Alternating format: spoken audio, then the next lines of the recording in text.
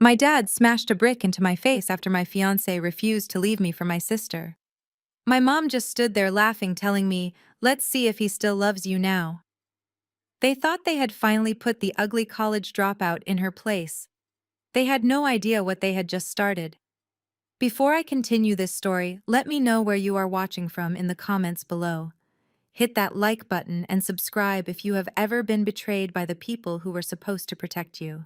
Trust me, you will want to hear how I turned my own blood into a cautionary tale. The evening began like any other suffocating social obligation at my parents' $4 million estate in the heart of Atlanta. The sprawling backyard was manicured to absolute perfection, illuminated by glowing string lights, and a massive stone fire pit that roared in the center of the patio. My father, Desmond, lived for these events. He was a man obsessed with his status in the local elite circles, treating every gathering like a royal court where he could show off his wealth, his connections, and his favorite daughter. That favorite daughter was my older sister, Bianca. She was 31 years old, the undisputed golden child of the family, and married to a white man named Preston, who came from what my parents believed was old money. I am Nola, and at 29 years old, I was the designated family disappointment. While Bianca paraded around in designer gowns, I spent my days working as a cyber forensic auditor, tracking laundered money and hunting down financial criminals. My parents hated my career. To them, I was just the ugly girl who dropped out of college to play on computers in a basement. They never understood the complexity of my work, and they certainly never bothered to ask. The only reason I was even at this lavish spring gala was because my boyfriend Elijah had insisted we attend. Elijah was 32 years old and a brilliant venture capitalist who had built an incredible fortune completely on his own. He was everything my parents valued on paper, but they despised the fact that a man of his caliber had chosen me instead of someone like Bianca. The jazz band was playing softly near the pool when Elijah gently pulled me away from the crowded bar. He led me toward the edge of the patio, away from the prying eyes of my parents' wealthy friends. The night air was warm and sweet, and for a brief moment I actually felt relaxed. Then Elijah turned to me, his eyes filled with an intensity that made my heart race. He took both of my hands in his, speaking softly about how much he loved my independence, my strength, and the life we were building together. Before I could fully process what was happening, he dropped to one knee right there on the stone patio. He pulled a small velvet box from his pocket, revealing a breathtaking 5-carat diamond ring that caught the light of the fire pit. He asked me to marry him, and through tears of pure joy, I whispered yes. A few guests nearby noticed and began to clap politely. Elijah stood up and slipped the ring onto my finger, wrapping his arms around me. It was the happiest 10 seconds of my entire life. Then a cold splash of liquid hit my shoulder and soaked the front of my silk dress. I gasped, stepping back to see Bianca standing right beside us, holding an empty champagne flute. She was wearing a custom crimson gown, her makeup flawless, but her eyes were dark with undeniable malice. She offered a fake little gasp, putting her hand over her mouth. "Oh my goodness, I am so clumsy," she purred, completely ignoring the expensive champagne dripping down my dress.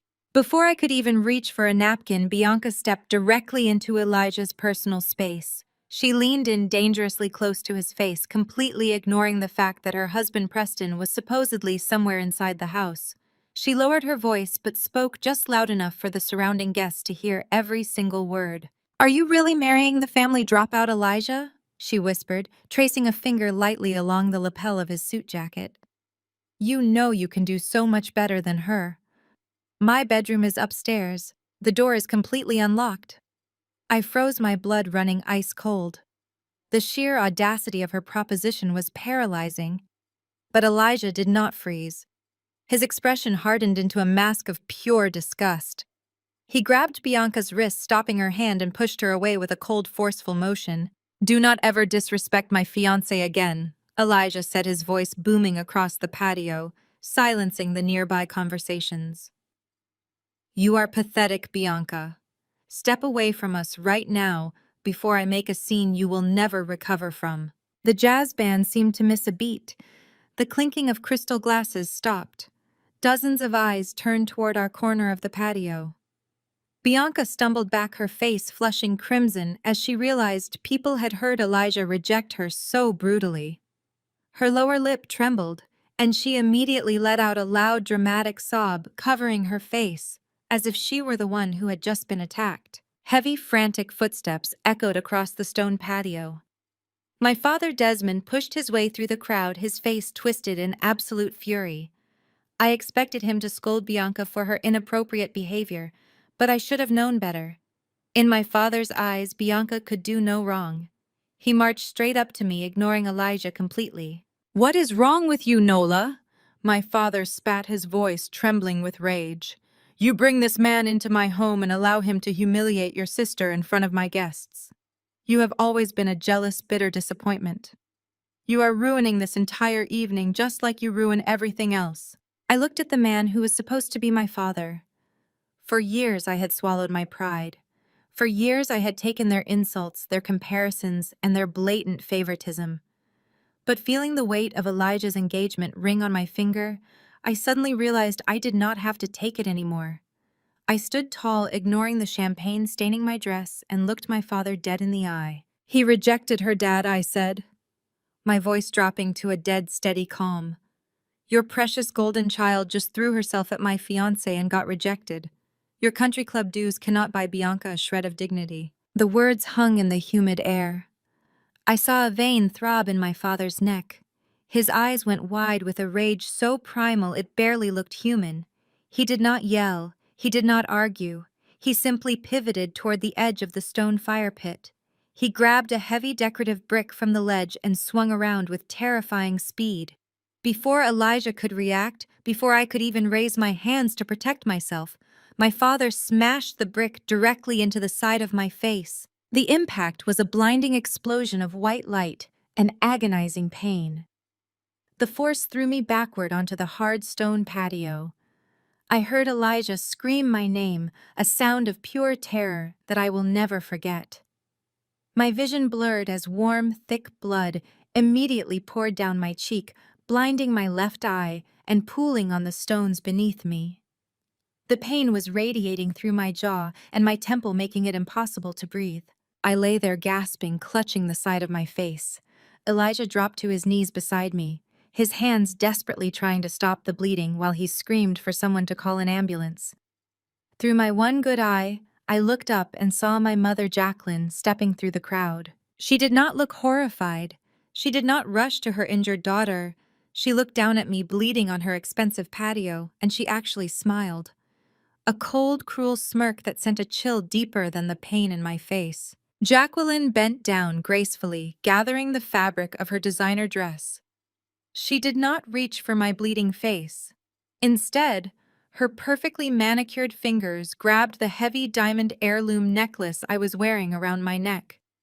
It was a piece passed down from my grandmother, the only valuable thing my family had ever allowed me to keep. With a swift, violent yank, my mother broke the clasp and pulled the necklace away from me. She stood up and casually draped the sparkling diamonds around Bianca's neck. "Let us see if your billionaire still loves you with a mangled face, Nola," my mother said, her voice dripping with satisfaction. "This ruby looks much better against Bianca's skin anyway. You were always the ugly duckling of this family. Now your outside finally matches your inside." Elijah lunged upward, grabbing my mother by the shoulders and shoving her back. "Get away from her, you psychotic monsters," he roared. He scooped me into his arms, lifting me entirely off the ground. The guests parted like the Red Sea, too shocked or too cowardly to intervene as Elijah carried my bleeding body through the lavish house and out the front doors to his car. The ride to the hospital was a blur of sirens, flashing lights, and agonizing pain. Elijah kept one hand on the steering wheel and the other pressing a cloth against my face, begging me to stay awake. When we finally reached the emergency room, the medical staff rushed me straight into surgery. I needed 15 stitches to close the jagged wound running from my cheekbone down to my jaw. The doctors told me I had a mild concussion and a fractured cheekbone. They said I was incredibly lucky the brick had not struck an inch higher, or I could have lost my eye entirely. Hours later, I sat in the sterile, bright hospital room, an ice pack pressed against the thick white bandages covering half my face. The pain medication made the room feel slightly detached, but my mind had never been clearer. The physical blow had shattered something inside me, but it was not my spirit. It was the last remaining thread of hope that I would ever have a real family. They had drawn blood. They had made their choice. Elijah paced back and forth at the foot of my hospital bed, his fists clenched, his eyes dark with a protective fury I had never seen before. He had his phone pressed to his ear, talking to the police dispatcher. "Yes, I want to report an aggravated assault with a deadly weapon," Elijah was saying into the phone, pacing frantically. "The address is—" "Hang up the phone, Elijah," I said, my voice raspy and hoarse. He stopped pacing and looked at me as if I had lost my mind. "Nola, your father just tried to kill you. He split your face open with a brick. I am calling the police, and then I am calling my lawyers. I will make sure he rots in a prison cell for the rest of his miserable life." I slowly lowered the ice pack. The pain throbbed in rhythm with my heartbeat, but a cold clinical calmness had washed over my entire body. I looked at the man I was going to marry and shook my head. "Jail is too easy for a man like Desmond," I whispered. "If he goes to jail, he gets to play the victim. He gets to tell his country club friends that his ungrateful daughter set him up. He gets to keep his pride." Elijah slowly lowered the phone, ending the call.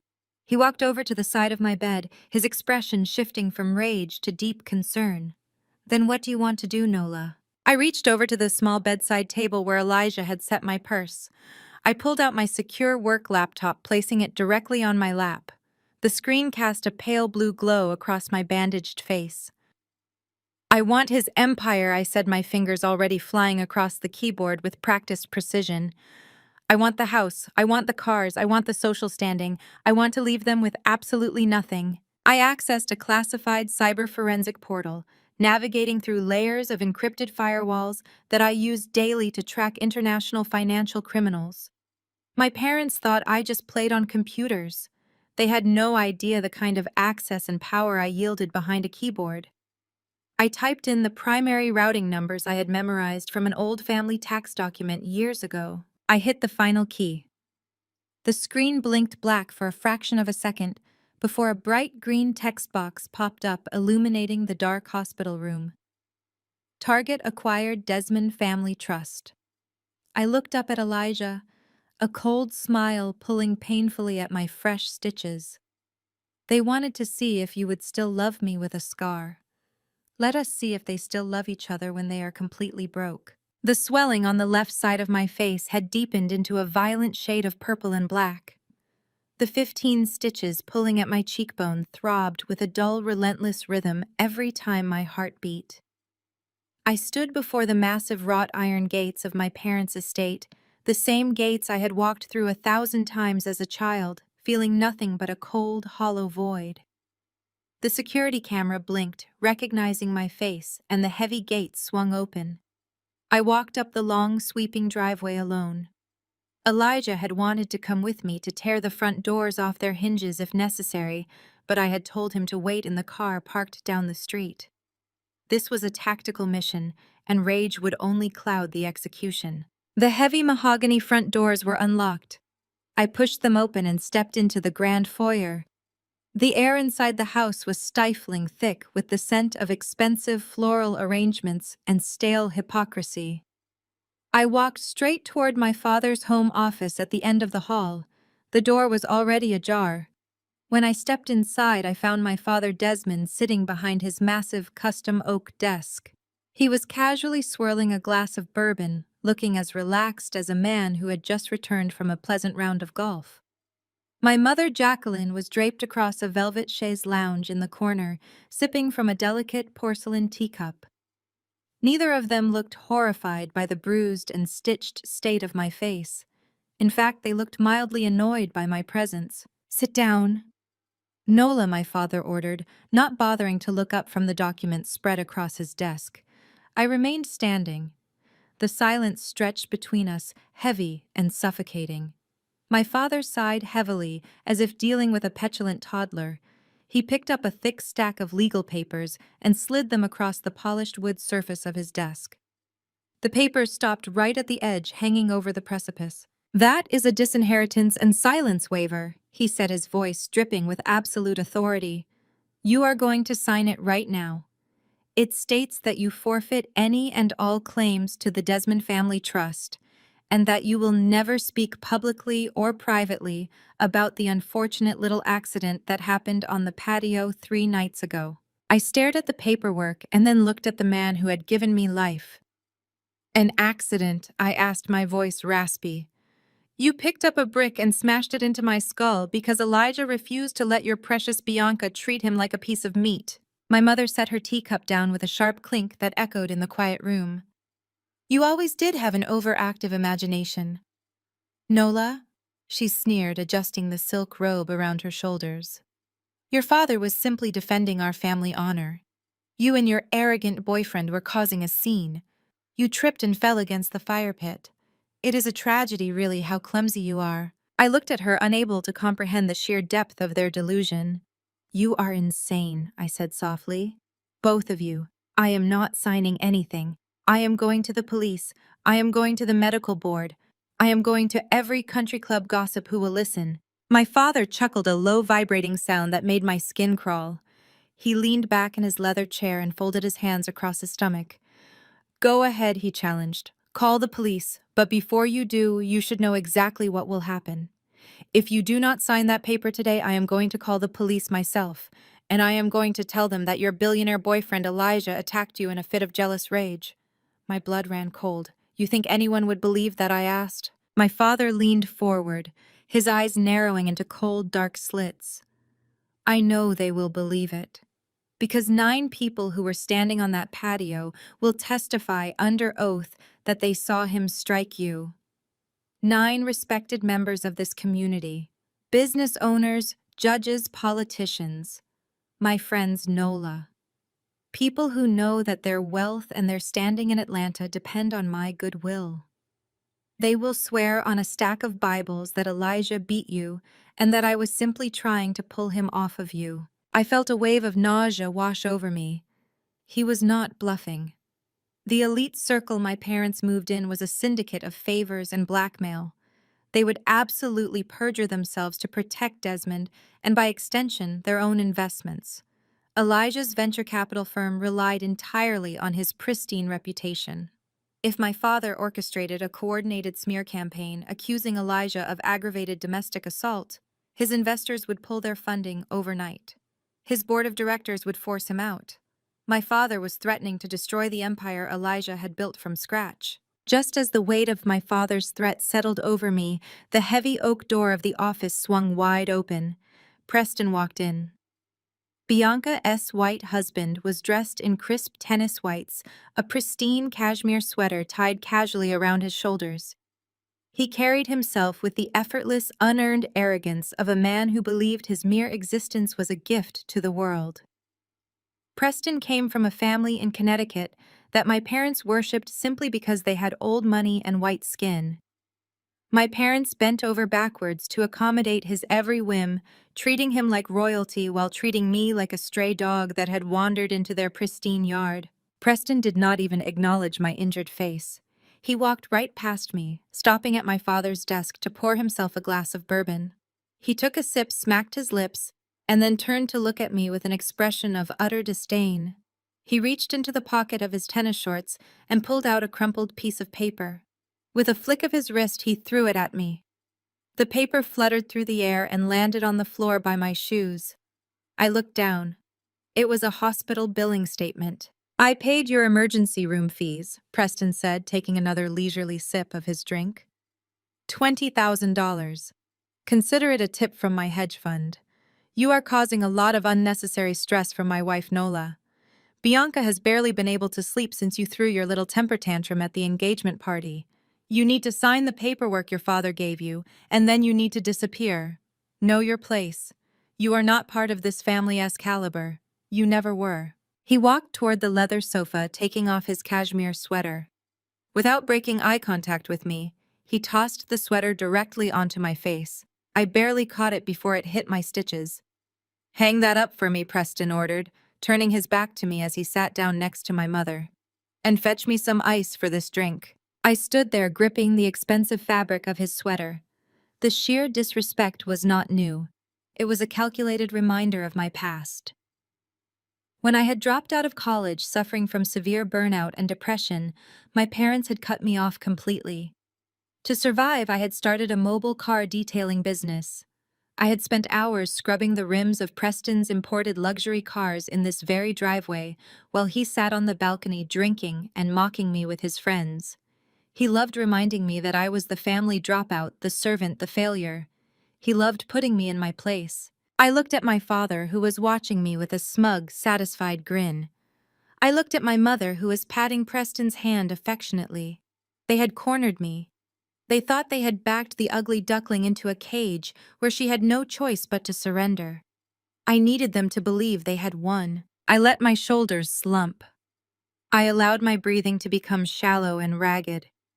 I looked down at the floor, letting genuine tears of frustration pool in my eyes. The tears were real, but they were not tears of defeat. They were tears of pure, unadulterated rage that I needed to disguise as submission. My hands began to tremble violently as I reached down and picked up the hospital bill. I dropped Preston's sweater onto a nearby chair and slowly walked toward my father's desk. I sniffled, wiping my good eye with the back of my hand. "Please," I whispered, my voice breaking perfectly. "Please just promise me you will not go after Elijah. He has nothing to do with this. He is a good man. Please do not destroy his company." My father smiled, a terrifying, victorious stretching of his lips. He reached into his breast pocket and pulled out a heavy gold fountain pen, holding it out to me. "Sign the waiver, Nola. Sign it and your little boyfriend gets to keep his fragile reputation. Refuse and I will have him arrested before the sun sets." I took the pen. My hand shook so badly that I could barely grip the metal barrel. I pulled the stack of legal documents toward me. I did not read the front page. I did not need to. My father had emailed a digital copy of this exact waiver to my old email address earlier that morning, demanding I review it before arriving. He assumed I was just a dropout who wouldn't understand the complex legal jargon. He assumed I would be too intimidated to challenge his highly paid corporate lawyers. He was wrong. I placed the pen on the signature line of the final page and scrawled my name. I pressed so hard the golden nib nearly tore through the thick parchment. I signed the second copy, then the third. When I was finished, I dropped the pen onto the desk. It clattered against the wood, sounding like a final desperate surrender. "Good girl," my mother cooed from the sofa. "Now take your hospital bill and see yourself out. We have a charity gala to prepare for, and your presence is draining my energy." I turned around and walked out of the office, keeping my head bowed, my shoulders defeated. I walked through the grand foyer, out the heavy mahogany doors, and down the long, sweeping driveway. I did not look back. I kept up the performance until I passed through the wrought iron gates and turned the corner onto the tree-lined street. Elijah's sleek black Maybach was parked in the shadows of a massive oak tree. The moment I opened the passenger door and slid into the quiet, leather-scented interior, the facade dropped completely. I stopped trembling. I wiped the tears from my eyes, and my posture straightened. Elijah slammed his hands against the steering wheel, his jaw clenched so tight I thought his teeth might shatter. I watched the camera feed from the front gate. He said, his voice a low, dangerous growl. "I saw how you walked out. They broke you. I am going back in there, Nola. I do not care about my company. I do not care about the investors.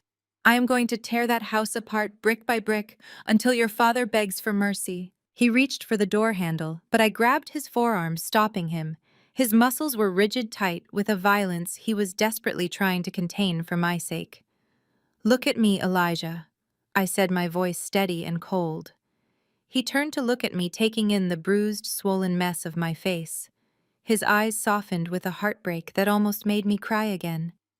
"They did not break me," I told him, squeezing his arm. "They just handed me the keys to the kingdom." I reached into the spacious glove compartment and pulled out my secure forensic laptop. I balanced it on my knees and powered it up. The screen glowed, casting harsh light over my stitches. What are you talking about? Nola Elijah asked, his brow furrowing in confusion. You just signed away your entire inheritance. You signed a gag order. They cornered you. I smiled, typing a rapid sequence of commands into the terminal window. My father is an arrogant man, I explained, watching the lines of code cascade down the black screen. He sent me the digital file of the waiver this morning. He wanted to intimidate me with the legal language. But my father does not understand metadata. He does not understand document compilation. When I reviewed the file, I did not just read it, I edited it. I embedded a Trojan horse clause into the digital architecture of the document. I reformatted the margins slightly so the pagination shifted, making my addition look like standard boilerplate text hidden in the middle of page 14. Elijah stared at me, his business instincts kicking in. What kind of clause? An irrevocable corporate audit, right? I said, my fingers flying across the keys. The language I slipped in legally designates me as the independent financial overseer of the Desmond Family Trust in the event of a contested disinheritance. By forcing me to sign that document and signing as the counterparty, my father legally authorized me to access every single bank account, holding company, and offshore tax haven connected to his name. I now have the legal right to audit his entire life without needing a court order. Elijah let out a breath he seemed to have been holding for 10 minutes. A slow, dangerous smile spread across his face. You bypassed a federal subpoena with a margin adjustment. I am a forensic auditor, baby, I murmured, launching the financial tracking software I used to hunt down cartel money. I do not need a crowbar when I can just rewrite the locks. I linked the credentials from the signed waiver into my firm's secure server. Instantly, a sprawling, complex web of financial nodes appeared on my screen. It was a digital map of my father's wealth. There were real estate holding companies, shell corporations in the Cayman Islands, and massive continuous transfers to various hedge funds. I traced the largest outward flow of cash. My father was bleeding millions of dollars from his primary retirement accounts and funneling them directly into a private wealth management fund based in Connecticut. The fund belonged to Preston. My white brother-in-law loves to throw his weight around, I said, my eyes tracking the data packets. He loves to brag about his generational wealth. Let us see exactly how wealthy Preston really is. I bypassed the standard public registry and ran Preston's corporate tax identification number through my deep web forensic crawler. It took less than 40 seconds for the software to rip through his encrypted ledgers. I watched the numbers populate on the screen, my breath catching in my throat. I blinked my one good eye, making sure the medication was not making me hallucinate. I started to laugh. It was a cold, sharp sound that echoed in the quiet luxury of the car. What is it? Elijah asked, leaning over the console to look at the screen. What did you find? I turned the laptop so he could see the glowing red deficit numbers cascading down the monitor. Preston does not have old money, Elijah. He does not have any money. His hedge fund has not made a successful legal trade in 4 years. He is running a massive unregulated Ponzi scheme. He is using my father's retirement money to pay off the dividends of his early investors just to keep the illusion alive. Preston is completely insolvent. Elijah's eyes widened as he processed the financial data. If he is running a Ponzi scheme, he has to have a massive line of institutional credit keeping the lights on. Who is his primary creditor? Who holds his debt? I typed one last command, tracing the primary loan origination file. The screen flashed, highlighting a single corporate entity. I looked up at Elijah, the smile on my face, now reflecting the pure, unadulterated promise of absolute destruction. Elijah, Pressure whispered, Preston's biggest creditor is a shell company owned by your venture capital firm. We own his debt. Elijah sat back in his leather seat, staring at me with a mixture of profound awe and terrifying realization. He looked at the laptop and then back at my scarred, bruised face. We do not just own his debt, Elijah said softly. We own him. Start the car, I told him, closing the laptop with a decisive snap. It is time to go shopping. We are going to buy my father's entire world, and then we are going to burn it to the ground. Elijah put the car in drive, and the Maybach pulled smoothly away from the curb, leaving the sprawling estate and my treacherous family entirely in the rearview mirror. They had thrown a $20,000 bill in my face and told me to know my place. They had no idea that I had just purchased the very ground they walked on. The trap was set, and they had walked right in, smiling all the way. Let the games begin. Just 4 days after the incident on the patio, my mother sent an invitation to a private dining room at one of the most exclusive steakhouses in Buckhead. The text message claimed it was a dinner for healing and family unity. I knew exactly what it really was. It was a stage. Jacqueline and Desmond needed to publicly parade Elijah and me around to prove to their elite friends that there was no bad blood. More importantly, they wanted a photo op. My mother had already tipped off a local society blogger, hoping to get a picture of Bianca and Elijah standing together to spark rumors that my billionaire fiancé was actually interested in her golden child. I did not hide my face when we arrived. I wore a backless emerald green gown, with my hair pulled up tight. The jagged, angry line of 15 stitches across my cheekbone was completely visible. I wore it like a badge of survival. When Elijah and I walked into the private dining room, the air immediately turned thick with tension. Desmond was already seated at the head of the table, swirling a glass of scotch. Jacqueline and Bianca were sipping champagne.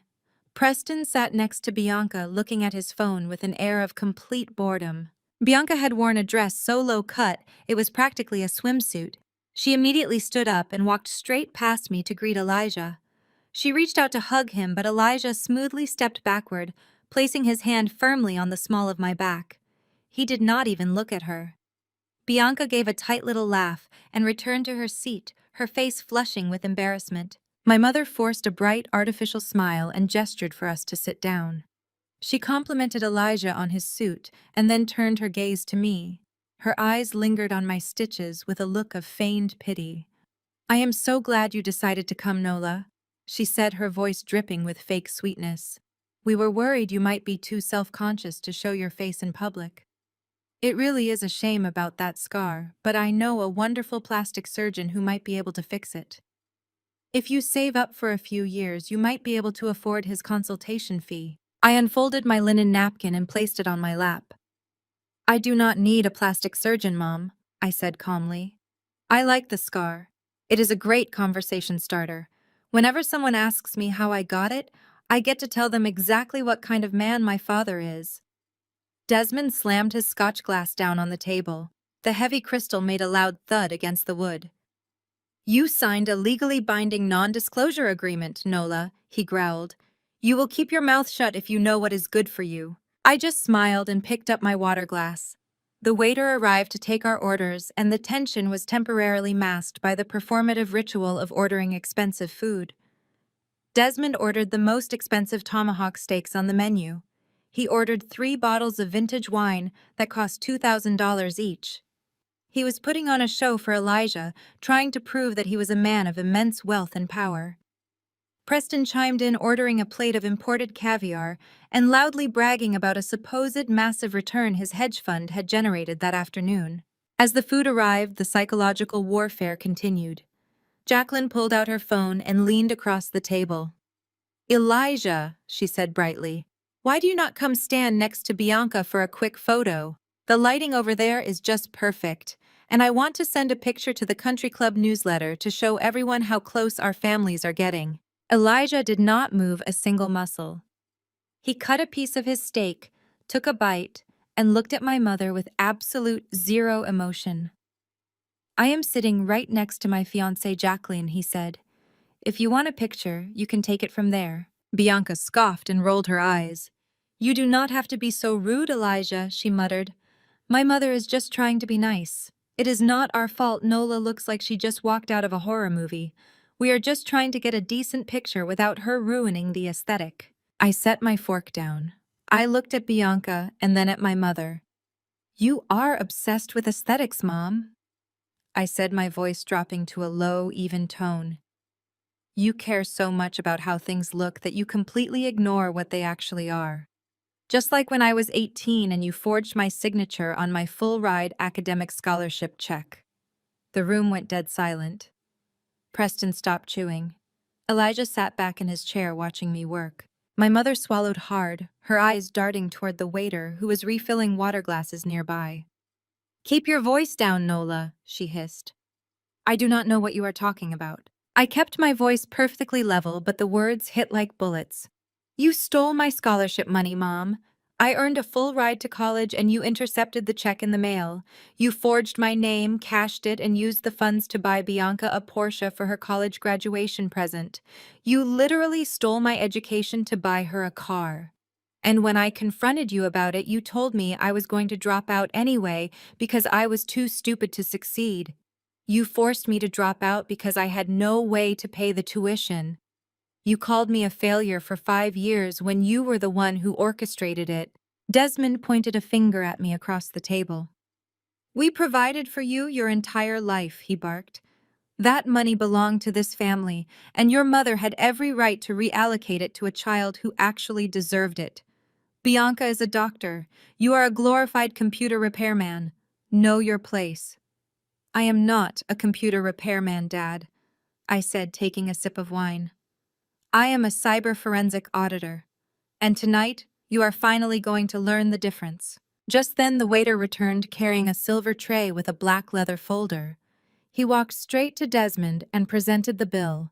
The total was over $12,000. Desmond did not even look at the receipt. He casually pulled a heavy black titanium credit card from his wallet and dropped it onto the tray with a smug look in Elijah's direction. The waiter bowed slightly and walked away. We sat in silence for a few minutes. Preston went back to checking his phone. Bianca reapplied her lipstick using the reflection of her butter knife. 2 minutes later, the waiter returned. He looked incredibly nervous.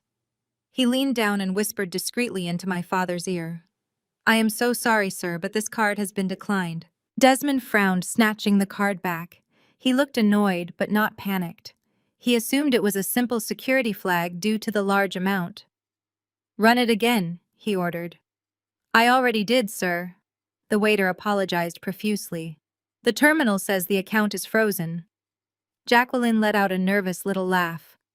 "It is just the fraud department, Desmond," she said, fanning herself with her hand. "You know how these banks are. Just give them another card." Desmond pulled out a platinum card and handed it over. The waiter hurried away. This time he was back in less than 60 seconds. He looked terrified as he placed the card back on the table. "Sir, I am incredibly sorry, but this card is also declining. The system is showing that all accounts associated with your name have been restricted." Desmond stood up from his chair, his face turning a deep shade of purple. He grabbed the waiter by the collar of his uniform shirt. "What kind of scam are you running here?" he yelled. "Do you know who I am? I have millions in those accounts. Bring me your manager right now." "Let the man go, Dad," I said. My voice was calm, cutting through his panicked shouting. Desmond let go of the waiter, breathing heavily. He glared at me. "This is a bank error," he snapped. I slowly reached into my emerald green clutch. I pulled out my solid gold corporate card and tossed it onto the silver tray. "Put the entire bill on this," I told the waiter, "and add a $2,000 tip for your trouble." The waiter grabbed the card and practically ran out of the room. My mother stared at me, her jaw literally dropping open. "Where did you get that kind of card?" she demanded. "You cannot afford a $12,000 dinner. You are a college dropout." "It is not a bank error, Dad," I said, completely ignoring her. "I froze your accounts." Desmond froze. He stared at me as if I had suddenly grown a second head. "What are you talking about?" he demanded. "You do not have the authorization to touch my money." I pulled a folded piece of paper from my clutch. It was a copy of the waiver they had forced me to sign 3 days ago. I opened it and smoothed it out on the table. "You really should read things before you sign them, Dad," I said. "Especially when you are dealing with someone you think is stupid. When you forced me to sign this disinheritance waiver, you did not realize I embedded a clause on page 14. A legally binding clause that designated me as the primary independent auditor of the Desmond Family Trust. By signing as the counterparty, you gave me complete, unrestricted access to your entire financial matrix. Desmond collapsed back into his chair, his breathing becoming shallow. As the primary auditor, I continued, I am legally obligated to freeze any accounts that show signs of severe embezzlement or fraud. And Dad, I found so much fraud. For the past 5 years, your company has not made a single dollar in actual profit. You have been taking out massive corporate loans and using the funds to maintain your personal lifestyle. But the best part is what I found in Bianca's accounts. Bianca sat up straight, her face turning ghost white. Leave me out of this, she stammered. I looked right at my golden sister. You have a secret $500,000 shopping debt, Bianca. You have been buying designer clothes, luxury bags, and first-class vacations that Preston refused to pay for. And instead of letting you face the consequences, Dad has been quietly funneling company payroll funds into your personal checking account to cover your credit cards. He committed federal corporate embezzlement to hide your shopping addiction. Jacqueline let out a strangled shriek. She lunged across the table, her hands reaching for my throat. You lying little brat, she screamed. Where did you get that money? You hacked us. I will have you thrown in a federal prison. Elijah stood up, instantly blocking her path and pushing her back into her seat with one hand. Sit down, Jacqueline, he commanded, his voice echoing like thunder in the private room. I slid a thick stack of printed bank statements across the table, pushing them right in front of my father. I did not hack anything, I said calmly. You gave me the keys. I just walked through the front door and printed the receipts. These documents are already packed into a neat little digital file. I sent them to the Internal Revenue Service, the Corporate Bankruptcy Board, and the Federal Bureau of Investigation, about 30 minutes before we sat down for appetizers. Bianca began to hyperventilate. She grabbed Preston's arm, shaking him frantically. Preston, do something, she sobbed. Call your lawyers. Use your family money. Crush her. Make her stop. We cannot lose the house. We cannot go to jail. Preston looked at me with absolute murderous rage. He stood up, puffing his chest out, trying to physically intimidate me. You made a huge mistake, you little ghetto trash. He sneered, reaching into his pocket for his phone. My family has more money than God. I will drown you in so much litigation. Your grandchildren will be paying my legal fees. I am calling my team right now, and we are going to seize every asset you and your boyfriend own. He pulled his phone out and unlocked the screen. Before his thumb could even hit the dial pad, the phone started ringing in his hand. He looked at the caller identification. His arrogant smirk slowly melted away, replaced by a look of sheer, unadulterated terror.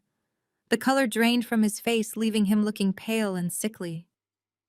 Answer it, Preston, I whispered, leaning forward across the table. His hand was shaking so badly he almost dropped the device. He pressed the phone to his ear. Hello? He said, his voice cracking. He listened in absolute silence for 10 seconds. He did not say a word. He just slowly lowered the phone and looked at me as if I was the Grim Reaper standing in the flesh. Is it your lawyers, Preston? I asked, taking a slow, deliberate sip of my wine. Or is it the Securities and Exchange Commission calling to tell you that your Ponzi scheme has officially collapsed? Preston dropped his phone onto the floor. He looked at Bianca and then at Desmond. They seized the fund. He whispered, his voice entirely devoid of life. Federal agents just raided my office. They seized all the assets. Every single account is gone. I stood up, picking up my clutch. I looked down at the people who had abused me, stolen from me, and violently attacked me. The waiter returned quietly, placing the signed receipt for my gold card on the table. Dinner is on me, I said, looking at my father. Enjoy the steak, Dad. It is the last good meal you are going to eat for a very long time. Elijah offered me his arm. I took it and we walked out of the private dining room, leaving them surrounded by cold, expensive food and the absolute total destruction of their fake empire. The cool night air of Atlanta hit my face as Elijah and I walked out of that private dining room, leaving my father and sister choking on the ashes of their financial ruin. You would think that having their accounts frozen and watching Preston flee from federal agents would force my family into hiding. You would think shame might finally humble them into silence so they could figure out how to survive the wreckage they had created. But you do not know the elite circles of this city, and you certainly do not know my parents. In my family, perception is reality and surrender is not in their vocabulary.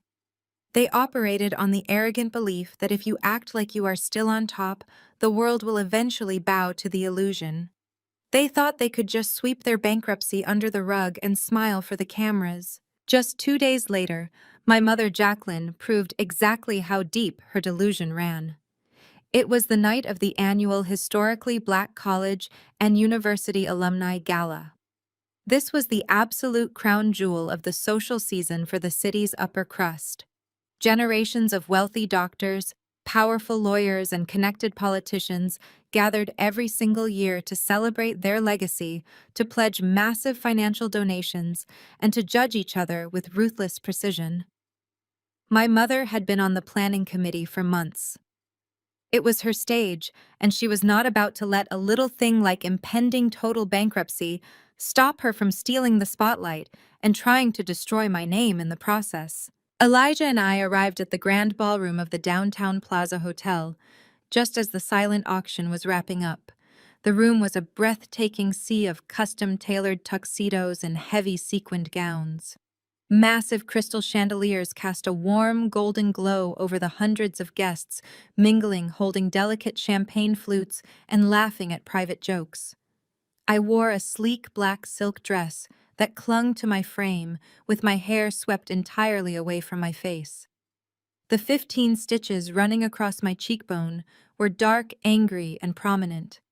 I felt the stares immediately. The whispers rippled through the wealthy crowd like a sudden winter breeze. Women leaned behind their crystal glasses to gossip, while men discreetly nudged each other and pointed. They were all looking at the brutal scar my father gave me and wondering what kind of monster I must be to deserve it. I kept my chin high, holding Elijah's arm as we moved smoothly through the ballroom. We did not come to mingle or make small talk. We came because my forensic tracking software had flagged a very specific transaction involving the gala charity auction earlier that afternoon. My mother was about to make her final desperate play for social dominance using the very heirloom she stole from my bleeding body. A soft chime echoed through the overhead speakers, signaling the start of the live auction. The crowd turned their attention to the grand stage at the front of the enormous room. The spotlight hit the center microphone, and my mother walked out. Jacqueline looked absolutely immaculate in a shimmering gold gown, her hair styled into a perfect crown of expensive curls. She smiled, waving to the audience, completely soaking in the applause as if she were royalty. Bianca followed closely behind her, looking nervous but forcing a radiant, innocent smile.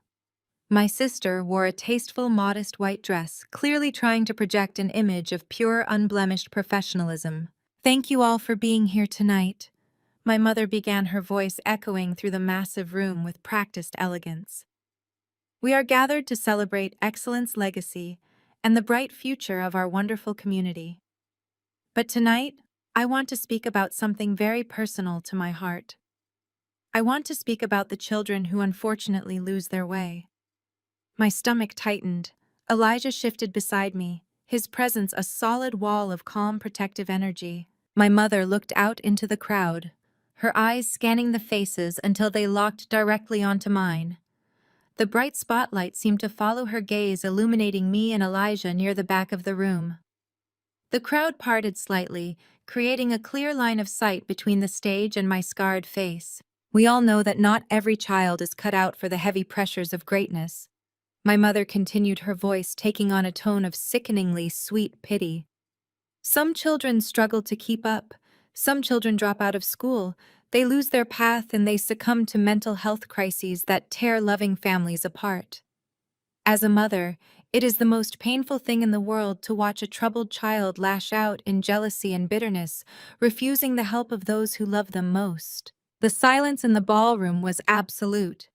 People were holding their breath. They all knew she was talking about me, the dropout, the outcast, the crazy, violent daughter who pushed her poor father to the breaking point. That is why tonight, my mother said, stepping aside as a stagehand rolled out a velvet display pedestal. I am auctioning off a piece of our most cherished family history. The proceeds will go directly to local mental health charities for troubled young women who lack the discipline to finish their education. It is my sincere hope that this donation will help those who are too broken to help themselves. The stagehand removed the protective glass cover from the pedestal. Sitting on a bed of black velvet was the necklace. It was the heavy diamond and ruby heirloom piece that had belonged to my grandmother. The exact same necklace my mother had violently unclasped from my neck while I lay bleeding on her patio just over a week ago. The necklace she had handed to Bianca as a reward while I was rushed to the hospital in the back of Elijah's car. I heard several people in the crowd gasp at the sheer beauty of the piece. The stones caught the stage lights, throwing brilliant sparks of red and white color across the ceiling. The auctioneer took the microphone, announcing that the bidding for this priceless antique would begin at $50,000. Elijah looked down at me. "Are you ready?" he asked softly, his voice barely carrying over the murmurs of the crowd. I nodded. I let go of his arm and stepped forward. I did not run, and I did not yell. I walked down the center aisle of the ballroom with slow, measured steps. The crowd parted for me, their eyes wide with shock and anticipation. I could hear the rustle of silk and the clinking of ice and glasses as I approached the stage. My mother saw me coming, and her fake smile tightened into a grimace of pure hatred. Bianca gripped the edge of the wooden podium, looking like she wanted to run out the back door. I did not walk alone. Pacing right beside me was an older gentleman carrying a small leather briefcase. His name was Mr. Sterling, and he was one of the most respected certified master jewelers in the entire state. I walked right up the stairs and onto the stage. The auctioneer paused, holding his wooden gavel mid-air. My mother stepped in front of the pedestal, trying to physically block my access to the microphone. "Security!" she hissed into the microphone, her voice shrill and panicked. "Please remove this woman immediately. She is unwell and she is trespassing on private property." I ignored her completely. I reached out and calmly pulled the microphone stand toward me. I looked out at the hundreds of influential faces staring up at us, waiting for the explosion. "My mother is incredibly generous," I said, my voice echoing cleanly through the quiet room. "She is so dedicated to charity that she is willing to part with a priceless family heirloom to help troubled dropouts like me. It is a beautiful, inspiring story. There is just one minor detail she forgot to mention to all of you tonight." I turned to Mr. Sterling. He stepped forward and opened his leather briefcase. He pulled out a small digital projector tablet and connected it directly to the venue's main visual system. The massive digital screen behind the stage flickered to life. "The real necklace is beautiful," I continued, turning back to the crowd. "The real diamonds were absolutely flawless. The real ruby was a rare Burmese stone that had been in our family for 3 generations. But the piece sitting on this pedestal tonight is not the real necklace." The screen behind me lit up with a certified laboratory appraisal document. It bore the official watermarked seal of Mr. Sterling's firm. The document was massive, blown up so large that even the people in the back row could read it perfectly. My mother lunged forward, trying to unplug the projector cable. "This is a lie," she screamed, her elegant facade totally shattered. "She is insane. Do not listen to her. She is trying to ruin this charity event." I sidestepped her frantic grabbing and picked up the necklace from the velvet display. I held it up to the harsh stage lights. "Mr. Sterling has just completed a full metallurgical and gemological scan of this piece," I said, reading the bold text on the screen behind me. "The stones you are looking at are cubic zirconia. The red center stone is nothing but dyed glass. The setting is not platinum. It is cheap brass coated in rhodium. The entire piece sitting on this pedestal is worth exactly $415. A collective gasp ripped through the ballroom. The wealthy socialites and powerful alumni stared at the screen in absolute horror. Attempting to auction fake jewelry for $50,000 at a highly publicized charity gala was social suicide. It was blatant fraud, and everyone in the room knew it. Bianca stumbled backward, shaking her head violently. "No!" she stammered, pointing at me. Nola swapped it. She must have broken into the house and swapped it to frame us. Mom, tell them she swapped it. My mother was breathing heavily, her chest heaving as she glared at me. Yes, she shrieked, pointing a shaking finger at my face. You resentful little thief. You stole the real diamonds and replaced them with this garbage because you are jealous. I did not even blink. I reached into my dress pocket and pulled out a sleek black flash drive. I handed it to Mr. Sterling, who plugged it into the projector. The screen behind us changed instantly. The jeweler appraisal vanished and was replaced by a series of scanned bank transfers and official medical board documents. I did not swap the necklace, Mom, I said softly, but clearly so the microphone picked up every single syllable. You sold the real one 3 years ago. I pointed to the screen. The dates on the bank transfers were highlighted in bright yellow. The crowd leaned in, squinting to read the text.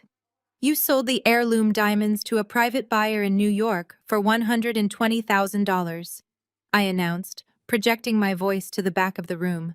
And looking at these routing numbers, you wired exactly $100,000 to a shell account owned by the disciplinary chair of the State Medical Residency Board. Bianca let out a sound like a wounded animal.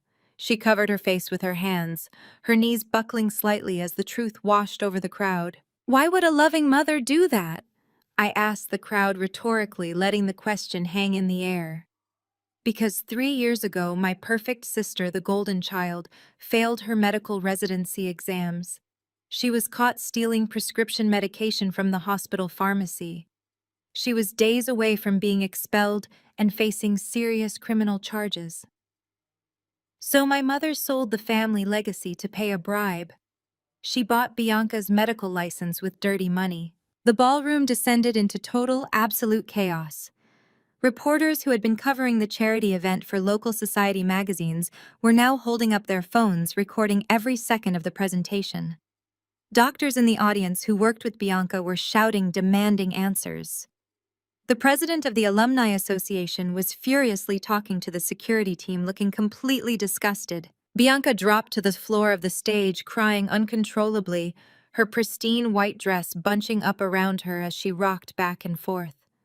My mother stood frozen, her eyes darting frantically around the room as she watched decades of carefully curated social power evaporate in a matter of seconds. The elite society she had worshipped her entire life was now looking at her with absolute disgust and contempt. You ruined us, my mother whispered, her voice raw and hateful as she stared at the screen. No, Mom, I replied, dropping the fake brass necklace onto the wooden floor next to Bianca. I just audited you. The calm in my voice was the final trigger. My mother lost her mind completely. She let out a feral screech and lunged at me, her hand raised high.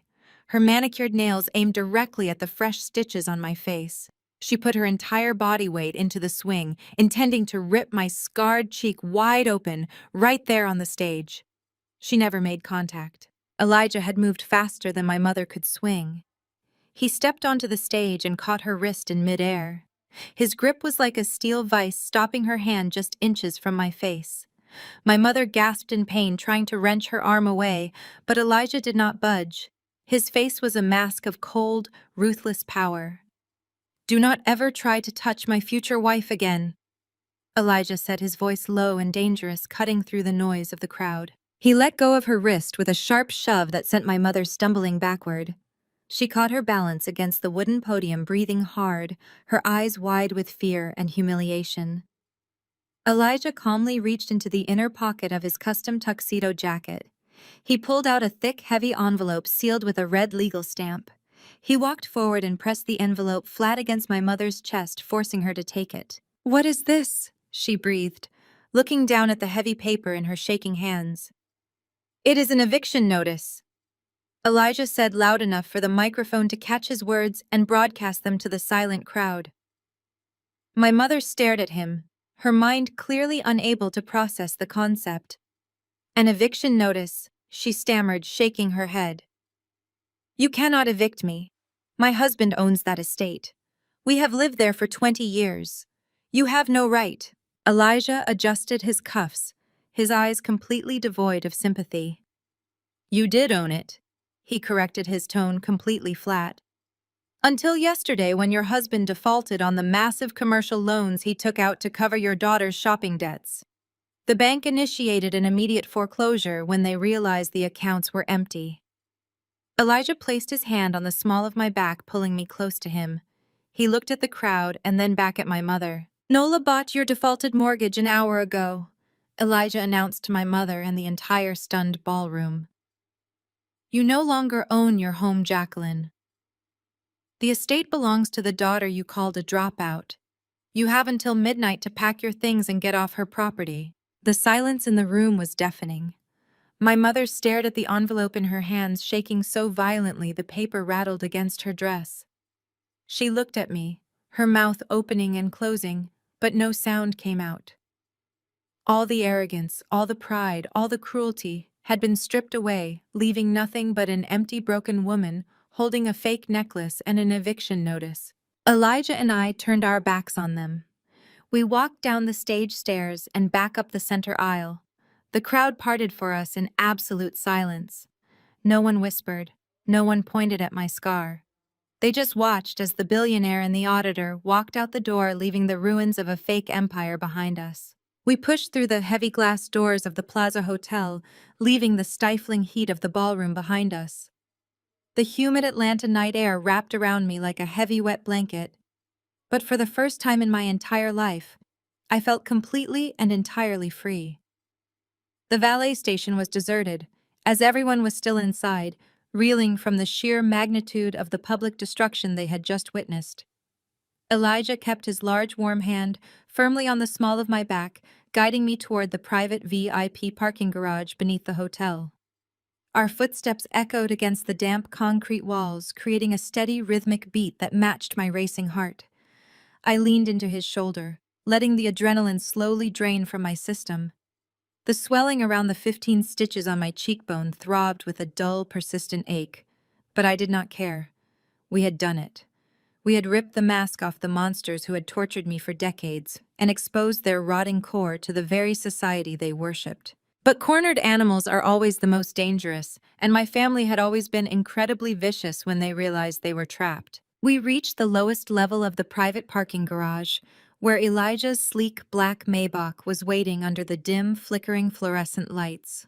The shadows stretched long and distorted across the cold gray floor, making the massive concrete space feel like a cavern.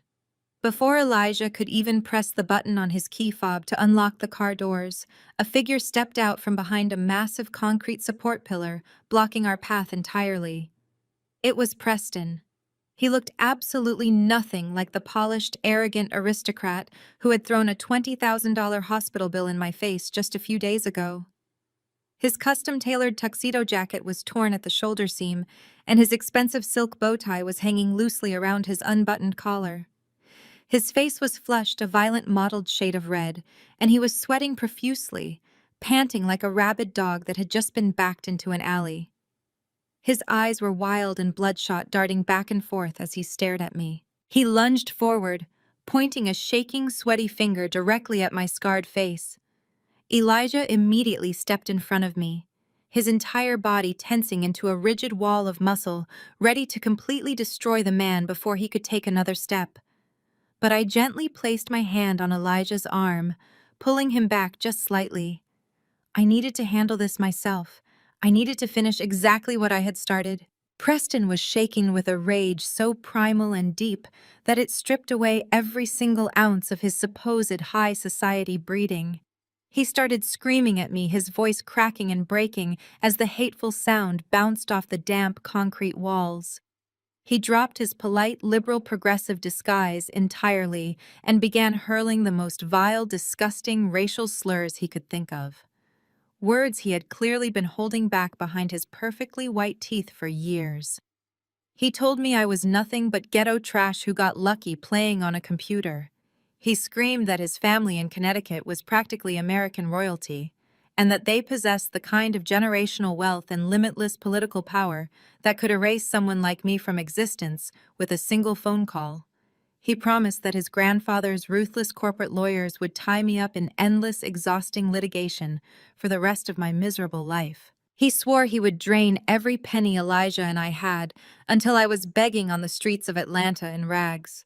He paced back and forth, violently spitting on the ground as he yelled, telling me I had made the absolute biggest mistake of my life by challenging true, untouchable white wealth. I stood there in the damp garage and just let him scream.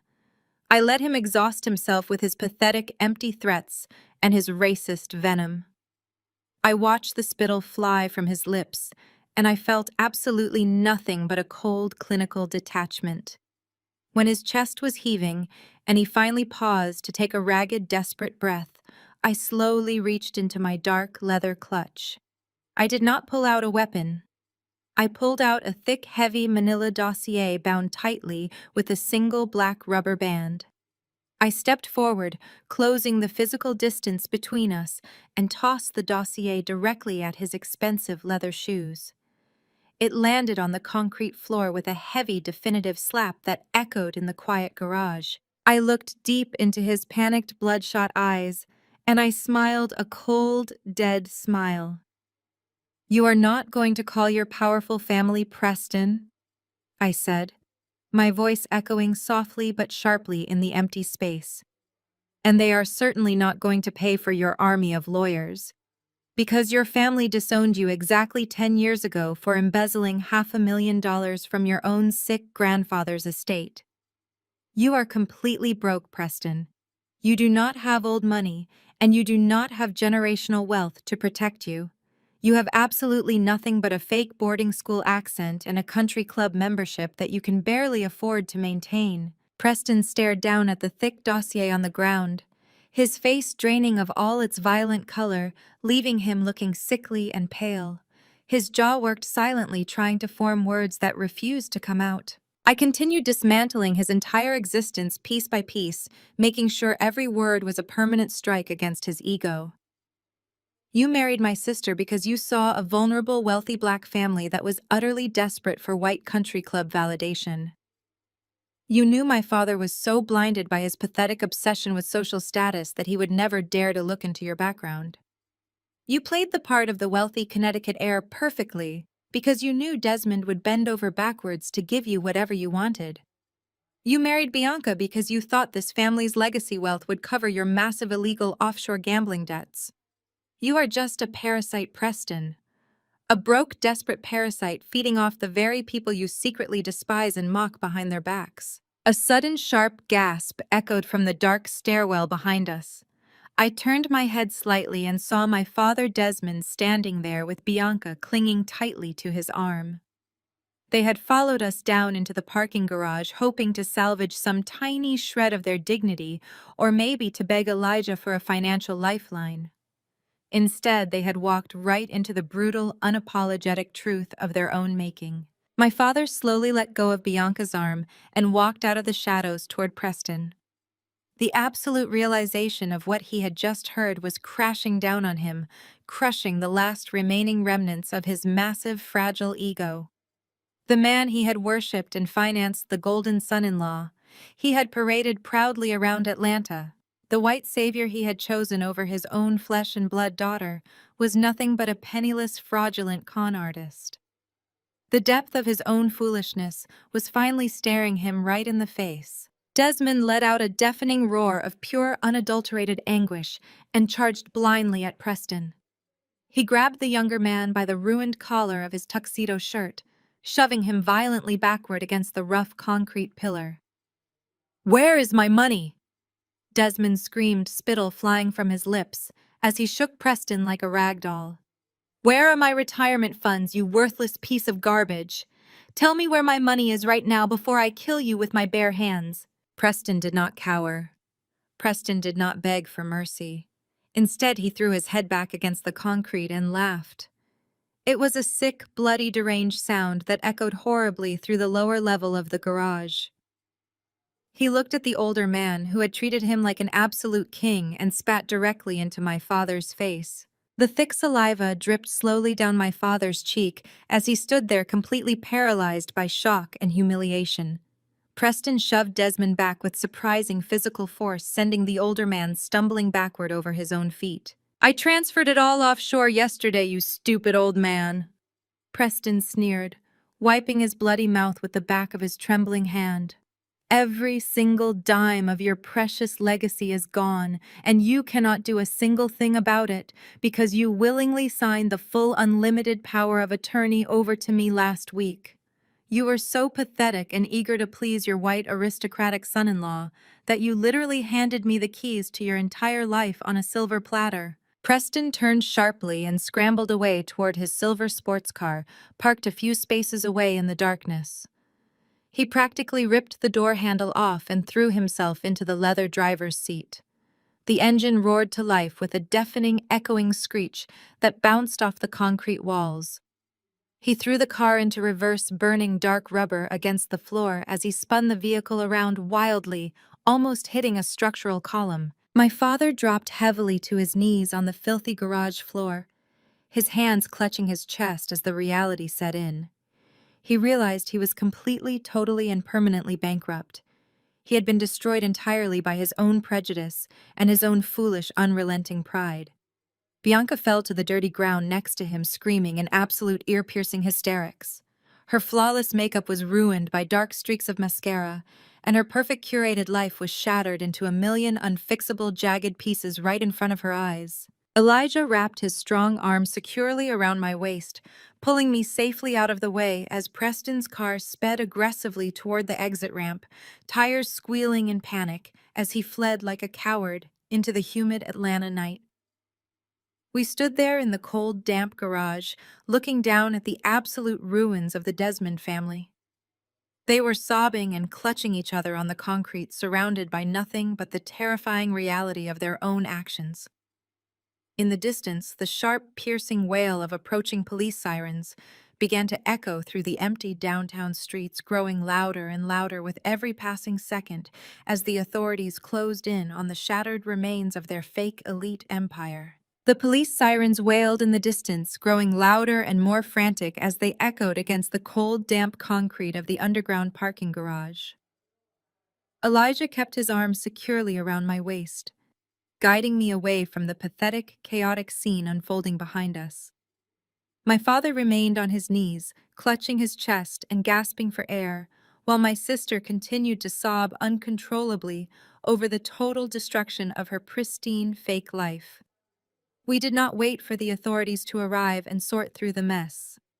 We drove out into the humid, sticky Atlanta night, leaving them behind to explain Preston's sudden, violent departure and their own catastrophic financial ruin to the police. The ride back to our penthouse was incredibly quiet. Elijah held my hand the entire way, his thumb gently tracing the smooth skin of my knuckles in a steady, soothing rhythm. I felt a profound sense of exhaustion settling deep into my bones, but it was a clean, refreshing exhaustion. It was the kind of total, absolute relief that comes only after a long, brutal war has finally been won. The swelling around the 15 stitches on my left cheekbone throbbed with a dull, persistent ache, but I did not care at all. We had done it. We had ripped the flawless mask off the monsters who had tortured me for decades, and we had exposed their rotting core to the very elite society they worshipped. We reached our luxury building in the heart of downtown Atlanta and took the private, secure elevator straight up to the top floor. I washed my face carefully in the master bathroom, avoiding the angry, jagged stitches, and fell into bed sleeping a deep, dark, dreamless sleep for the first time in my entire life. The bright morning sun was streaming directly through the floor-to-ceiling glass windows when I finally woke up the next day. Elijah was already in the expansive gourmet kitchen, brewing incredibly expensive coffee. The rich, dark aroma filled the massive open-concept living space, grounding me in my beautiful new reality.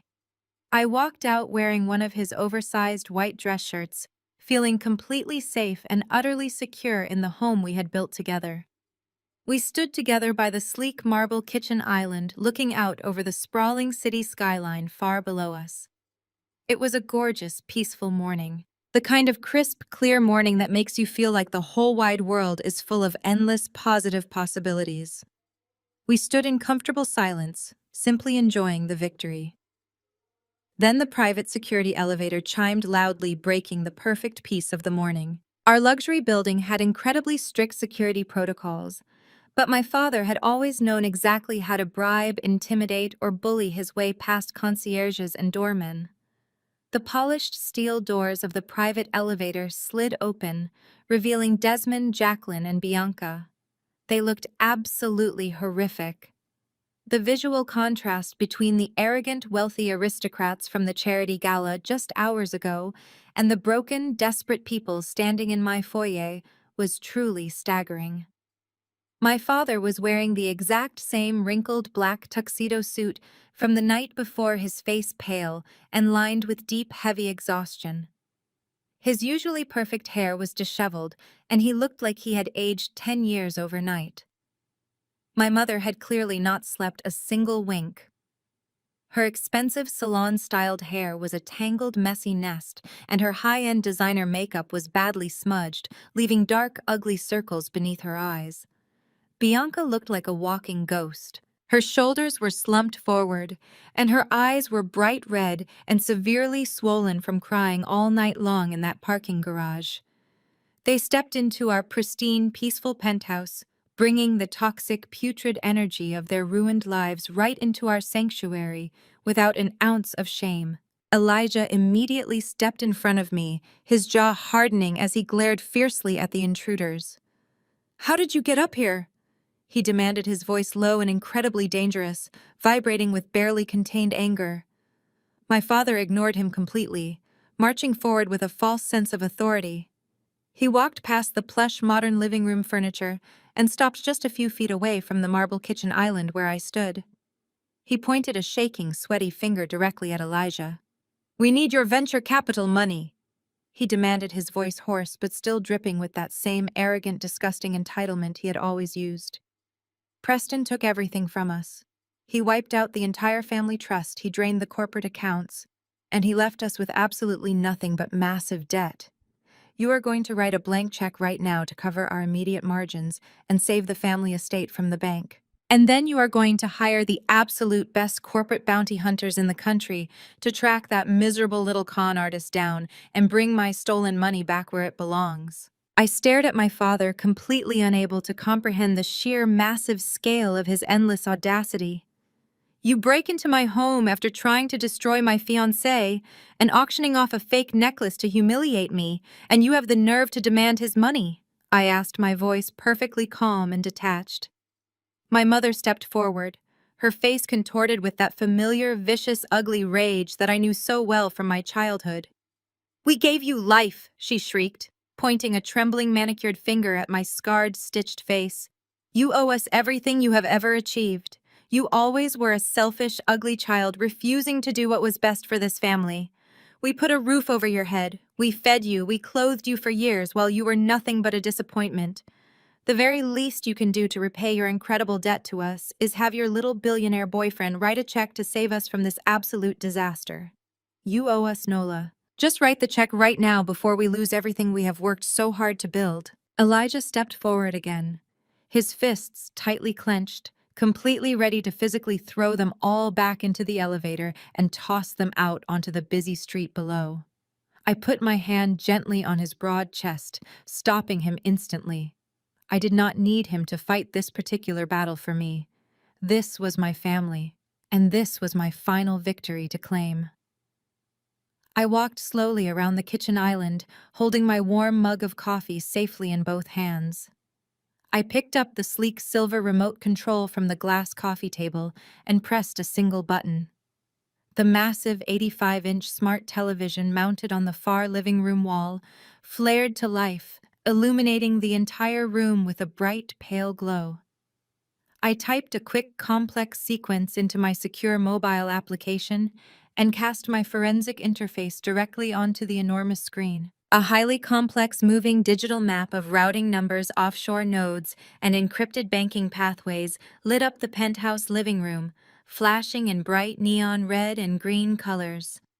"I already found the money Preston stole last night," I said, taking a slow, deliberate sip of my dark coffee. My father froze instantly. His bloodshot eyes darted frantically from my face to the glowing digital screen on the wall. What did you say? He whispered, his voice trembling with sudden, desperate, frantic hope. I walked closer to the television, letting the pale blue light wash over my dark facial stitches. Preston thought he was very clever, I explained, keeping my tone strictly professional and cold as ice. He initiated a massive international wire transfer routing the entire remaining contents of the Desmond Family Trust through a highly sophisticated series of encrypted shell companies located in the Bahamas. He wanted the money to completely disappear before the sun even came up this morning, so you would have zero chance of recovering it.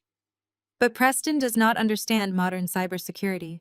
He does not understand how deep digital footprints actually work. I intercepted his wire transfer at 3 a.m. using my firm's most advanced tracking protocols. I broke through his pathetic encryption, and I halted the funds right before they crossed over into international waters and vanished forever. Bianca let out a loud, dramatic gasp that echoed loudly through the quiet room. She literally dropped to her knees on my expensive hardwood floor, clasping her hands tightly together in front of her chest. Tears of absolute pure joy and profound relief poured down her ruined, blotchy face. Thank God, she sobbed loudly, looking up at me with desperate, pleading eyes. Thank God you found it, Nola. Transfer it back to us right now. We can save the estate from foreclosure. Dad can fix the business before anyone finds out. Just wire the money back into our accounts and we can forget this whole ugly mess ever happened. We can be a real happy family again, and we will never treat you badly ever again, I swear. My mother let out a long, deep sigh of relief, leaning heavily against my father's shoulder as the tension left her body. See, Desmond? She said, her voice instantly returning to its usual arrogant, condescending pitch. I told you she would be useful for something eventually. Now hurry up and send the money. Nola, we have a massive amount of social damage control to do before the country club finds out about Preston's little criminal stunt. We need those funds cleared immediately so we can hire a public relations firm to spin this entire disaster to our advantage. I looked down at my golden sister kneeling and crying pathetic tears of joy on the floor. I looked at my mother, adjusting her wrinkled designer jacket with returning pride and arrogance. I looked at my father, who was already pulling out his smartphone, eagerly expecting to see a massive bank deposit alert pop up on his screen. I took another slow, deliberate sip of my warm coffee, letting the silence stretch out and wrap around them like a tight, heavy chain. They were so incredibly blind to reality, so utterly convinced that the world existed solely to serve their needs. They actually believed that after everything they had done to me, I would simply hand them back their wealth. No, I said. The single short word hung in the quiet penthouse like a heavy executioner's blade dropping from the sky. My father stopped typing on his phone, his fingers freezing over the digital keyboard. Bianca stopped crying mid-sob and stared up at me in total shock. They all stared at me in absolute dead silence. What do you mean, no? My father asked, his voice dropping a full octave filled with rising panic. The money is ours, Nola. You have to give it back to us right now. It belongs to this family. I shook my head slowly, setting my coffee mug down on the glass coffee table with a soft, dull thud. The money is not yours, Dad. I corrected him, maintaining my steady, unblinking gaze. While I was tracking Preston's illegal wire transfer last night, I also conducted a full comprehensive audit of the original source of the funds currently sitting in the family trust. I wanted to know exactly how you managed to maintain your incredibly lavish lifestyle and your $4 million estate while your primary company was bleeding cash for 5 years straight. I found out everything. 5 years ago, you secured a massive federal grant intended for urban community housing development in low-income neighborhoods. You took that federal grant money and you illegally funneled it directly into your personal trust account to cover Bianca's massive secret credit card debts and your own failing real estate investments. Preston did not just steal your personal money last night. He stole stolen government funds. He was trying to run off with taxpayer money that you embezzled to fund your luxury cars and your country club dues. My mother backed away slowly, her hands covering her mouth in absolute sheer horror as the terrifying truth finally clicked in her brain. I looked directly into my father's terrified wide eyes, watching his entire world crumble into dust. I did not intercept the money to save you, I explained, my voice dropping to a dead icy calm that sent a visible chill through the room. I intercepted it because I am a licensed cyberforensic auditor, and I am legally obligated to report massive federal embezzlement when I uncover it. I returned the entire stolen sum directly to the Internal Revenue Service an hour ago. My father let out a strangled, gasping sound, clutching his chest as the grim reality of his situation finally crushed him completely. There is no hidden account to save you, I told them, watching their fake elite empire vanish right in front of me. There is no secret stash of cash. The federal government knows exactly what you did with that grant, and they are already coming for you. You are completely legally and permanently broke. The heavy steel doors of the private elevator slid shut with a soft metallic click, completely severing my parents and my sister from our sanctuary. I stood perfectly still in the center of the massive open-concept kitchen, watching the digital floor indicator tick down to the lobby level. The silence that settled over the penthouse was absolute and profound. The toxic, suffocating energy they had dragged into my home dissipated instantly, leaving the air feeling clean and breathable once again. Elijah walked up behind me and wrapped his strong arms around my waist, pulling my back flush against his chest. He rested his chin on the top of my head, letting out a long, slow breath. We had done it. We had cut off their oxygen and returned the stolen federal funds, leaving them with absolutely no leverage and no escape route. They were broken destitute and facing the terrifying reality of federal prison. I leaned into his solid warmth, letting the adrenaline slowly drain from my system. The swelling around the 15 stitches on my left cheekbone throbbed with a dull, persistent ache, but I felt an incredible sense of peace. I honestly believed the war was finally over. I gently stepped out of Elijah's embrace and walked back over to the massive 85-inch smart television mounted on the living room wall. My secure forensic interface was still glowing brightly, displaying the complex web of my father's ruined financial matrix. I reached for the remote control, intending to shut the entire system down so we could finally sit and enjoy our morning coffee in peace. But right as my thumb hovered over the power button, a tiny bright red notification light began blinking furiously in the lower right corner of the screen. It was a high-priority alert from the County Property Registry Network. I set my coffee mug down on the glass table and pulled up the flagged file, my heart suddenly hammering a frantic rhythm against my ribs. The document flashing on the screen was a commercial real estate transfer deed. I stared at the property address, and a visceral, sickening wave of absolute disgust washed over my entire body. It was Big Mama's house. My grandmother was a legendary pillar of the Atlanta community. She was a fierce, brilliant woman who had built a massive fortune in real estate back when the world actively tried to keep Black women from succeeding. She owned a sprawling, historic, multi-million-dollar estate located right near the campus of Spelman College.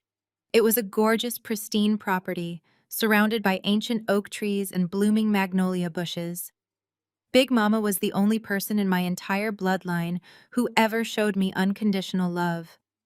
When my mother Jacqueline would lock me in my room for not being as pretty or as perfect as Bianca, Big Mama would sneak me out and take me to her estate. We would sit on her wraparound porch, drinking sweet tea while she told me stories about strong, independent women who changed the world. She was the one who bought me my first computer. She was the one who told me that my brain was a beautiful weapon and that I never needed to rely on my looks to conquer the world. Before Big Mama died, she made her final wishes explicitly clear to the entire family. That historic estate was never to be sold to private developers. She wanted the property legally converted into a community center and housing sanctuary for young Black women pursuing higher education who could not afford campus dormitories. It was supposed to be a safe haven, a permanent legacy of her love for the community. But my father Desmond was the executor of her estate. He had maliciously dragged his feet on the legal conversion for years, keeping the deed locked up inside the Desmond family trust, claiming he was just waiting for the right tax year to finalize the paperwork. I always knew he was greedy, but I never thought he would sink this low. The digital registry on my screen showed a pending expedited cash sale. My father was attempting an emergency title transfer.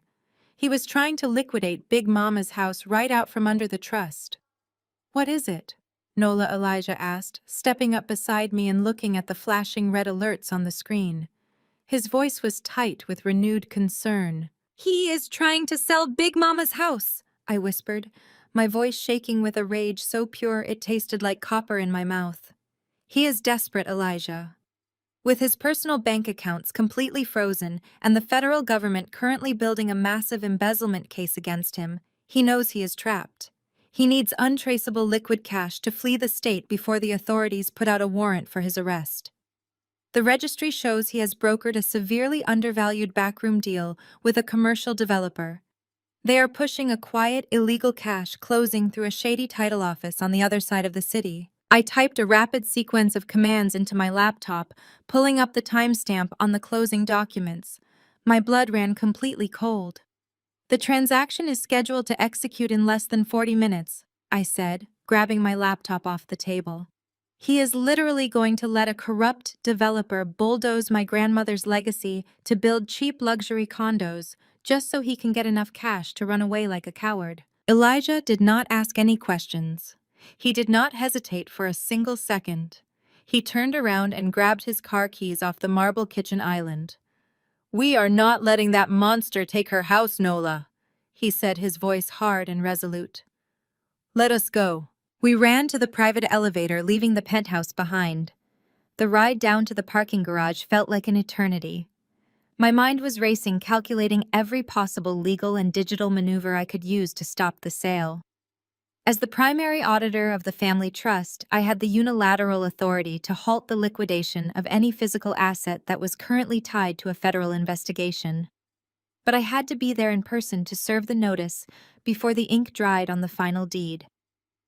If Desmond signed that paper and the cash changed hands in an offshore account, it would take years of agonizing litigation to get the property back from the developer. I could not let that happen. Big Mama's house was the only pure thing left in my family history. The drive across Atlanta was a chaotic blur of adrenaline and aggressive maneuvering. The morning humidity was already baking the city streets, creating a shimmering haze over the asphalt. Elijah navigated the heavy downtown traffic with terrifying precision. He drove the massive black Maybach like a tactical missile, weaving through congested lanes, bypassing slow-moving trucks and running yellow lights without a single ounce of hesitation. I sat in the passenger seat with my laptop open on my knees, furiously drafting a formal legal cease and desist order. My fingers flew across the keyboard, ignoring the dull, throbbing pain of the stitches on my face. My father thought he could outsmart me because he still looked at me and saw the ugly college dropout he had banished 5 years ago. He truly believed I was just a bitter child playing with computer programs. He failed to realize that the girl he threw away had spent every single waking moment since then learning how to dismantle corrupt men exactly like him. I printed the document using the wireless printer hidden in the center console of Elijah's car. I pulled the warm sheets of paper out and stapled them together, feeling the heavy weight of justice in my hands. We pulled up to a nondescript, brutalist glass building in the middle of the Midtown Commercial District. It was an ugly gray structure that housed dozens of anonymous corporate offices. The title office my father was using was located on the 4th floor. Elijah did not even bother looking for a parking spot. He threw the Maybach in park right in front of the main lobby doors, blocking a fire lane and leaving the hazard lights flashing. We sprinted out of the car and rushed through the revolving glass doors, completely ignoring the shouts of the confused security guard sitting at the front desk. We marched straight into the elevator and hit the button for the 4th floor. The ride up was agonizingly slow. I gripped the cease and desist order so tightly my knuckles turned white. The elevator doors finally chimed and slid open, revealing a maze of quiet, sterile corporate closing rooms. The hallway smelled like cheap carpet cleaner and stale coffee. I checked the suite number on my phone and walked briskly down the hall, my heels sinking into the carpet. I found the heavy oak door matching the registry filing at the very end of the corridor. I did not knock. I did not politely announce my presence. I raised my foot and kicked the heavy oak door open with enough force to slam the brass handle violently against the interior wall. The loud explosive crash echoed like a gunshot through the small room, making everyone inside jump out of their seats. The closing room was suffocatingly small and smelled heavily of cheap cologne and nervous sweat. Desmond was sitting at the head of a long, polished mahogany conference table. He was holding a heavy silver pen hovering directly over a thick stack of legal real estate documents. Jacqueline and Bianca sat on either side of him. They looked absolutely pathetic. They were clutching their designer purses to their chests, looking like nervous cornered animals desperately waiting for their escape funds to clear so they could run away. Sitting across the table from them was a large, burly man wearing an incredibly cheap, poorly tailored gray suit. He had a thick neck and a shaved head, and he looked exactly like the kind of shady, unregulated developer who would gladly pave over a historic community landmark for a quick profit. My father dropped the silver pen onto the table and stood up.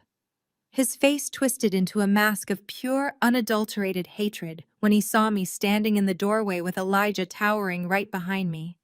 The veins in his neck bulged and his hands curled into tight, angry fists. "You have absolutely no right to be here, Nola," my father roared, pointing his shaking finger directly at my face. "This is a private legal transaction and you are trespassing. Get out of here before I have building security throw you out onto the street." I walked right up to the edge of the conference table, completely ignoring his pathetic posturing. I lifted my hand and threw the freshly printed cease and desist order directly onto the stack of closing documents covering the signature line entirely. "I have every legal right, Dad," I said, my voice cold and loud enough to fill the entire room, bouncing off the sterile walls. "As the primary appointed auditor of the Desmond Family Trust, I am officially and permanently halting the sale of this estate. Big Mama's house is not yours to sell. She wanted that property to help young women who actually need it. And you are certainly not going to use her legacy to fund your cowardly escape to an island with no extradition treaty." Bianca let out a shrill, desperate cry, gripping the edge of the mahogany table so hard her fingernails looked like claws. "You cannot do this to us, Nola," she sobbed, her voice cracking with absolute unfiltered panic. Her flawless white dress was wrinkled and she looked like she was on the verge of a total nervous breakdown. "We need that money to start over." Preston left me with nothing. "The bank is taking the estate. We have absolutely nowhere to go. Please just let us have this one thing so we can survive." Jacqueline stood up, her face pale and drawn her eyes wide with feral desperation. She reached across the table trying to snatch the cease and desist order away, but Elijah stepped forward and simply placed his large hand flat over the papers, pinning them to the desk. My mother let out a frustrated growl and turned to my father. "Do not listen to her," Desmond Jacqueline hissed frantically, pulling at my father's sleeve. "She is just trying to torture us. She always was a selfish, ugly child. We gave you life, Nola. We put a roof over your head, and we fed you for years while you were nothing but a total disappointment to this family. You owe us this money. Just sign the deed, Desmond. Sign the paper and we can wire the money offshore before she can process that ridiculous piece of paper in a real court." Desmond grabbed the silver pen from the table and glared at me with absolute toxic defiance. He thought he still had the upper hand. He thought his sheer willpower could override the reality of his situation. "You cannot stop a cash transaction that is already in motion," he spat, preparing to press the ink to the paper right next to my cease and desist order. "You have no power here, you ungrateful little failure. I am the patriarch of this family, and I will do whatever I want with my property." I simply smiled. I took a slow step back from the table and crossed my arms over my chest, letting the sweet, beautiful taste of absolute victory wash over me. "I do not need to stop you, Dad," I said softly, my voice echoing in the sudden quiet of the room. I pointed directly at the burly man in the cheap gray suit sitting across from them. "He is not a real estate developer, Dad," I said, watching the confusion slowly creep into my father's eyes. The large man in the gray suit slowly stood up, pushing his chair back from the table. He unbuttoned his cheap jacket with quiet, calm precision. "I found the anomaly in the registry an hour ago," I explained, watching my mother's face drain of all remaining color as she realized what was happening. "And I tipped them off about your desperate, frantic intent to liquidate federally frozen assets to flee the jurisdiction." The man reached into the inner breast pocket of his jacket. He did not pull out a checkbook. He pulled out a heavy gold shield encased in a black leather wallet and flipped it open, letting it drop onto the polished mahogany table right next to my father's pen. "He is an undercover federal agent," I said, as the heavy doors behind us burst open and a dozen armed tactical officers flooded into the closing room. "And you are all under arrest." The tactical officers swarmed the small mahogany conference room, their heavy boots thudding against the carpet as they shouted sharp commands. Desmond tried to resist his pride, still blinding him to the absolute reality of his situation, but he was quickly forced face down onto the polished wood table. His hands pulled roughly behind his back as the cold steel handcuffs clicked into place. Jacqueline shrieked like a banshee, thrashing against the officers and threatening to sue every single person in the room, while Bianca simply curled into a pathetic, trembling ball on the floor, sobbing as her mirage of a perfect life officially and permanently died. Elijah and I stood safely in the doorway, watching the absolute destruction of my abusers. The federal agent in the cheap gray suit gave me a single respectful nod as they dragged my family out of the room in handcuffs. I thought watching them being shoved into the back of federal transport vehicles would be the end of the nightmare. I truly believed the cold, hard reality of a federal indictment would finally silence their arrogance and force them to face the consequences of their actions. But I had completely underestimated the sheer terrifying depth of my mother's narcissism. Within 48 hours, Jacqueline and Bianca had managed to secure bail. Desmond was deemed a severe flight risk because of his attempted offshore wire transfers, and was denied bail entirely, left to rot in a federal holding cell. But my mother and sister were free to walk the streets of Atlanta pending trial, and they immediately went on the offensive. They did not hide in shame. They did not seek quiet legal counsel. Instead, they turned to the one court they had always manipulated with flawless precision, the court of public opinion. Just 3 days after the arrest, Elijah and I were sitting in our penthouse when my phone blew up with alerts from my media monitoring software. Jacqueline and Bianca had secured an exclusive live interview on Atlanta Today, the most prominent, highly rated daytime talk show in the entire region. The host was a woman named Valerie, a notorious sensationalist who thrived on tearing down the wealthy and amplifying high society scandals. My mother knew exactly what she was doing. She was using the remaining shreds of her country club influence to completely control the narrative before the federal prosecutors could take the case to trial. I turned on the television, and there they were, sitting on pristine white studio couches, looking like absolute martyrs. Jacqueline wore a conservative pale pink suit, her hair styled to look deliberately subdued and exhausted. Bianca sat close beside her, gripping a tissue and looking like a fragile, traumatized child. Valerie leaned forward, her voice dripping with manufactured sympathy, as she asked my mother how a respected, beloved Atlanta family could fall so far so fast and end up facing federal charges. My mother looked directly into the studio cameras and began spinning the most vicious, elaborate smear campaign I had ever witnessed. She cried perfectly timed, elegant tears as she painted me as a deeply disturbed, deranged, and aggressively jealous sister. She told the entire city of Atlanta that I had always resented Bianca's beauty and success. She claimed that my mind had been permanently broken by my failure to finish college, and that I had spent the last 5 years harboring a dark, violent obsession with destroying the family that had tried so hard to love me. Then she dropped her ultimate lie.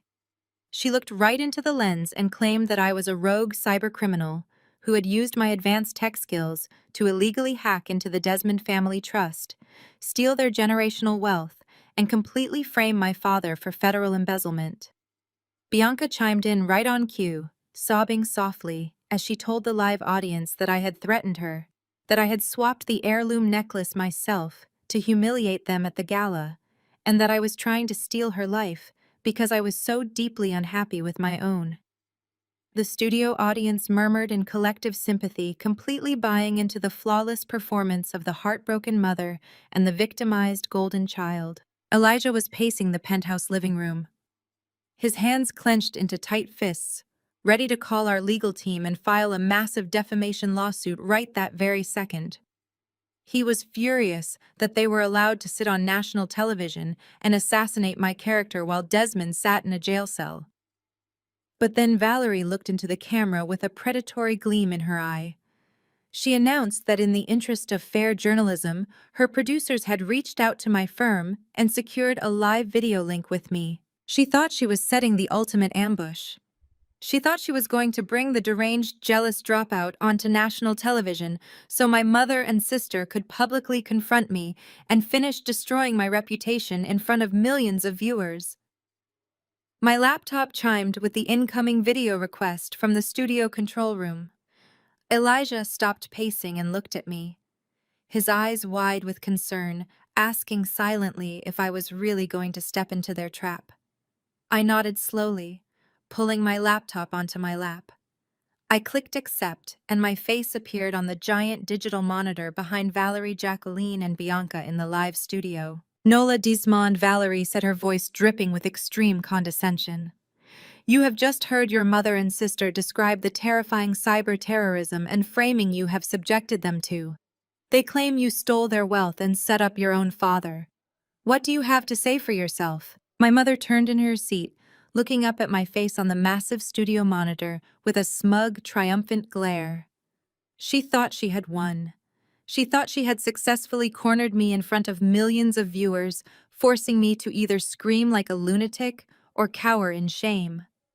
She expected me to argue to defend myself, to sound exactly like the crazy jealous sister she had just described. I did not yell. I did not defend myself.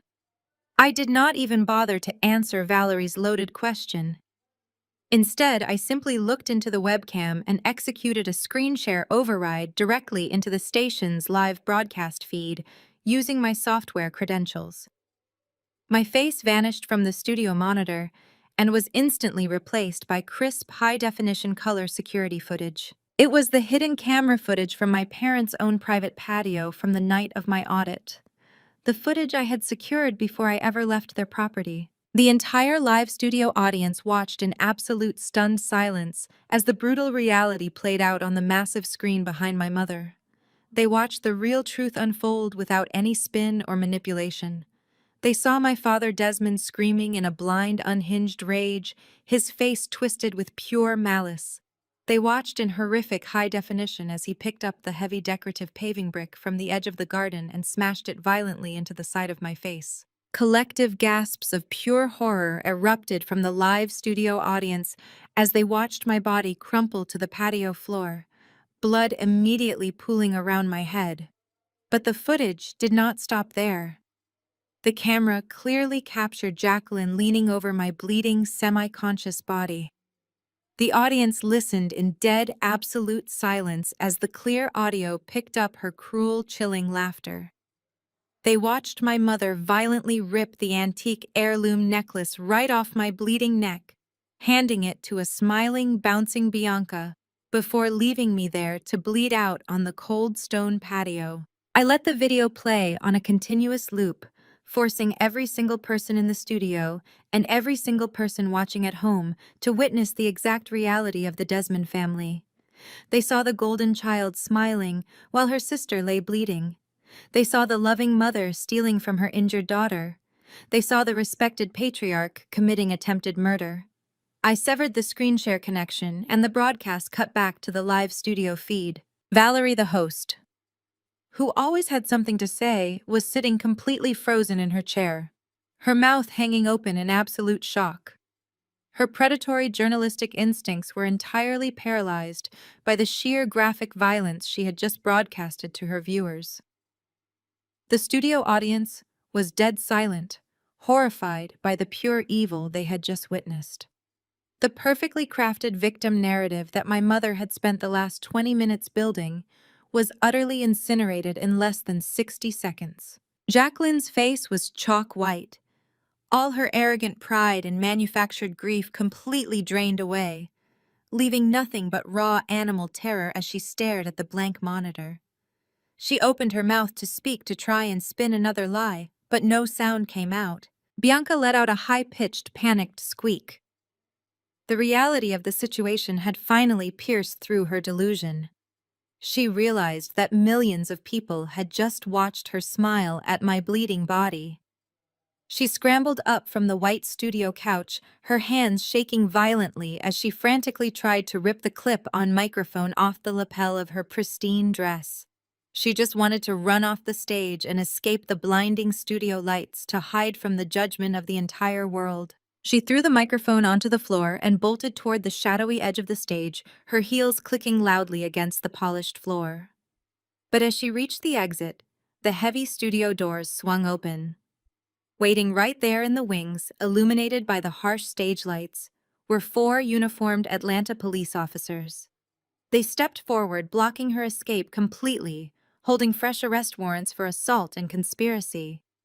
Bianca slammed into their solid wall of blue uniforms, her eyes wide with total panic as the officers reached out to place the golden child in handcuffs right there on live television. Watching my sister get handcuffed on live television was a surreal experience.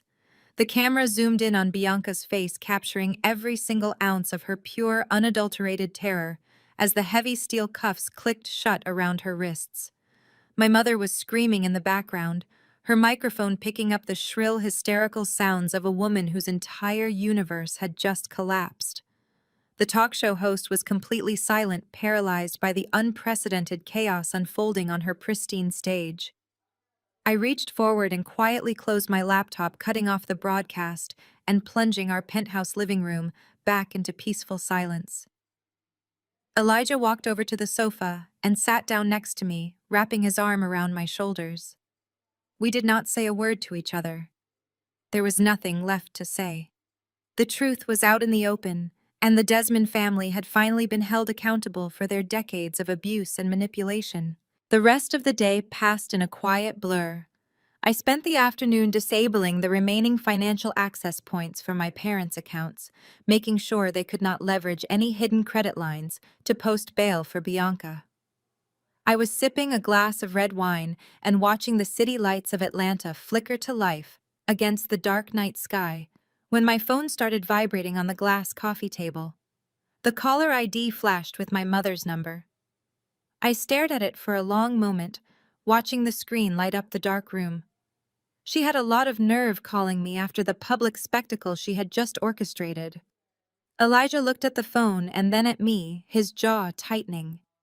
I reached out and pressed accept, putting the call on speakerphone so his presence could ground me. The sound of my mother's voice practically shattered the quiet atmosphere of the penthouse. She was not performing anymore. There was no calculated manipulation and no fake, elegant crying. She was shrieking with raw, primal terror. Her breath was coming in ragged, frantic gasps, and I could hear the sound of crickets and distant traffic in the background. "Nola!" she screamed, her voice cracking. "You have to help us, please. You have to do something right now. Preston is in the house. He has a gun, Nola, and he is going to kill your father." I set my wine glass down on the table, my entire body going instantly still. Elijah leaned forward, his expression turning incredibly dark and serious. "Slow down and tell me exactly what is happening," I said, my voice instinctively dropping into the cold, clinical tone I used for high-pressure audits. My mother was sobbing so hard she could barely form coherent sentences. "We came back to the estate to pack some things," she babbled, her voice echoing through the speaker. "The bank gave us until midnight to clear out our personal items." Desmond went upstairs to the master bedroom to get his emergency cash, but Preston was waiting for him. Preston bypassed the police tape and broke in through the back terrace. He is completely out of his mind, Nola. He looks like a wild animal. He cornered your father in the closet and pulled a gun on him. I ran outside to hide in the bushes. Please, Nola, you have to pay him. Just transfer him the money he wants or use your computer skills to hack the smart safe and lock it permanently so he cannot get the gold. He is beating your father to death up there. You have to save him. The sheer audacity of her request was staggering. After everything she had done after the physical assault, the theft, the lies, and the public defamation, she still believed she could call her scapegoat daughter to swoop in and play the savior. She wanted me to use my hard-earned skills to protect the very man who had smashed a brick into my face just days ago. I did not hang up the phone. I did not tell her to call the police herself. Instead, I opened my laptop and rapidly booted up my forensic interface. When I bought my parents' defaulted mortgage and officially took ownership of the family estate, I immediately gained administrative access to the property's internal smart security system. My father was always obsessed with high-end tech gadgets that he barely understood, so he had installed a massive network of hidden cameras and smart locks throughout the entire mansion to protect his valuables. I bypassed the primary firewall in less than 10 seconds and accessed the live video feeds.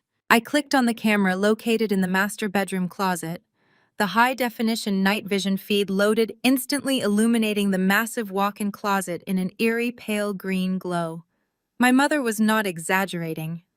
The scene unfolding on my screen was brutal. Preston was standing over my father, his expensive tuxedo completely ruined, covered in dirt and sweat from hiding from the federal agents all day. He was holding a heavy black handgun, keeping it pointed directly at my father's chest. Desmond was on his knees on the plush carpet. His face was bloody and swollen, and his expensive silk shirt was torn. He looked incredibly small and pathetic. The arrogant, powerful patriarch of the Desmond family was reduced to a cowering, trembling mess. Preston kicked my father sharply in the ribs, sending him sprawling backward against the mahogany shoe racks. "Give me the code, old man!" Preston screamed, his voice picking up clearly through the sensitive security microphones. "Open the safe right now. I know you keep untraceable cash and gold bars in here for emergencies. Open the safe, or I swear I will put a bullet in you and figure out how to open it myself." My father was coughing and sputtering, holding his ribs as he tried to crawl backward away from the gun. "I do not have the code," Desmond cried out, his voice pathetic and weak. "Jacqueline handles the security codes." "I swear to you, Preston, I do not know it. Please do not do this. I gave you everything. I treated you like my own son." "You treated me like a bank," Preston spat back, stepping forward and pressing the barrel of the gun against my father's forehead. "And now the bank is closed. Give me the code or you die right here." I sat in my beautiful, safe penthouse watching the man who had tormented me my entire life beg for his miserable existence.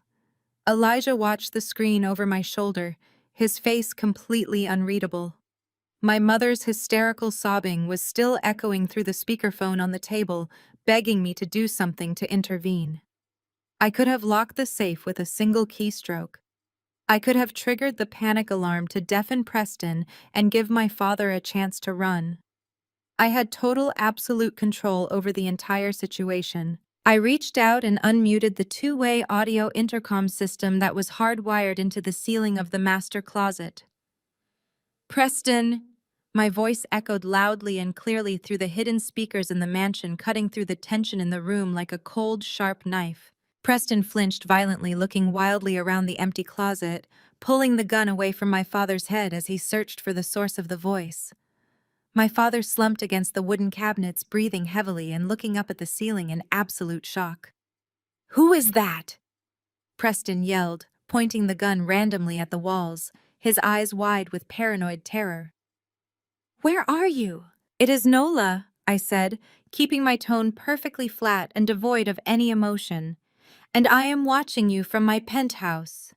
"You are wasting your time, Preston. The police are exactly 3 minutes away." My mother called me from the bushes, and I routed her GPS location directly to the Atlanta Police Department, along with a live feed of you holding a firearm. They have already dispatched the tactical units. Preston scrambled backward, his chest heaving as he looked at the security camera hidden in the corner of the ceiling. "Call them off!" he screamed, pointing the gun directly at the camera lens. "Pay me the money you stole from me, or I will kill him, Nola. I will kill your father, and it will be your fault." I leaned closer to the microphone on my laptop, resting my elbows on my knees. "You did not steal from me, Preston. You stole from a federal grant program. And even if I wanted to pay you, which I absolutely do not, I could not give you the contents of that safe." "Why not?" Preston demanded, his finger trembling on the trigger. "Because the safe is empty." I told him the cold truth, dropping into the room like a physical weight.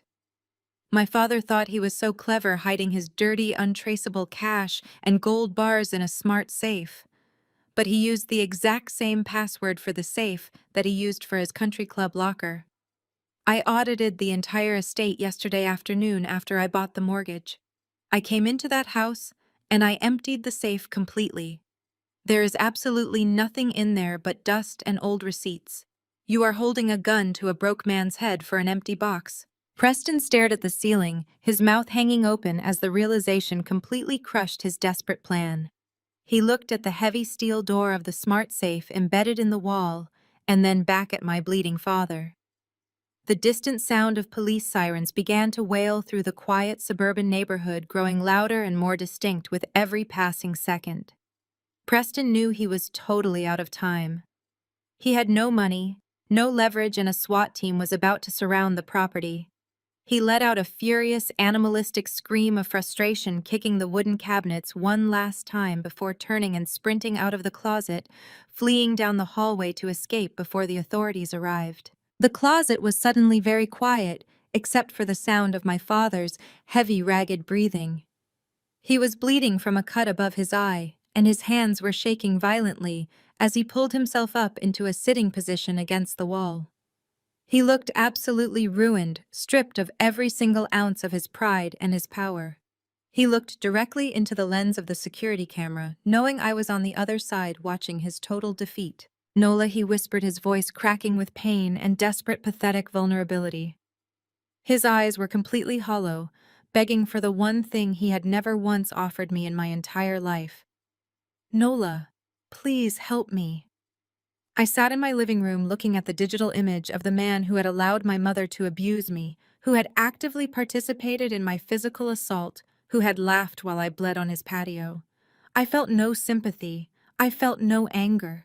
I felt absolutely nothing at all.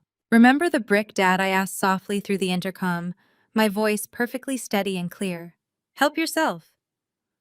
I reached out and terminated the audio connection, cutting the feed entirely, and leaving him alone in the dark. The cold, sterile air of the federal bankruptcy courthouse was a stark contrast to the stifling humidity of that night in the mansion. It had been exactly 3 months since the SWAT team dragged my father out of his own walk-in closet, leaving Preston to be captured by a canine unit 3 blocks away in a muddy ditch. Today was the final chapter. The ultimate reckoning. I walked down the long marble corridor with Elijah by my side, the rhythmic click of my heels echoing off the high ceilings. I was wearing a sharp-tailored charcoal suit, my hair pulled back in a flawless twist. The faint scar on my cheekbone was the only remaining physical evidence of the abuse I had survived. My mind was clear, and my spirit felt lighter than it ever had in my entire life. I pushed open the heavy oak doors of the courtroom and stepped inside. Sitting at the defendant's table were the 3 people who had spent my entire existence trying to break me. Desmond, Jacqueline, and Bianca looked absolutely unrecognizable. Their elite country club masks were not just cracked, they were entirely pulverized into dust. My father was wearing a cheap, ill-fitting gray suit that hung loosely on his shrinking frame, his face pale and deeply lined with stress and sleepless nights. My mother sat next to him, her designer highlights grown out into a brassy, harsh yellow, her posture slumped and defeated as she nervously picked at her bare cuticles.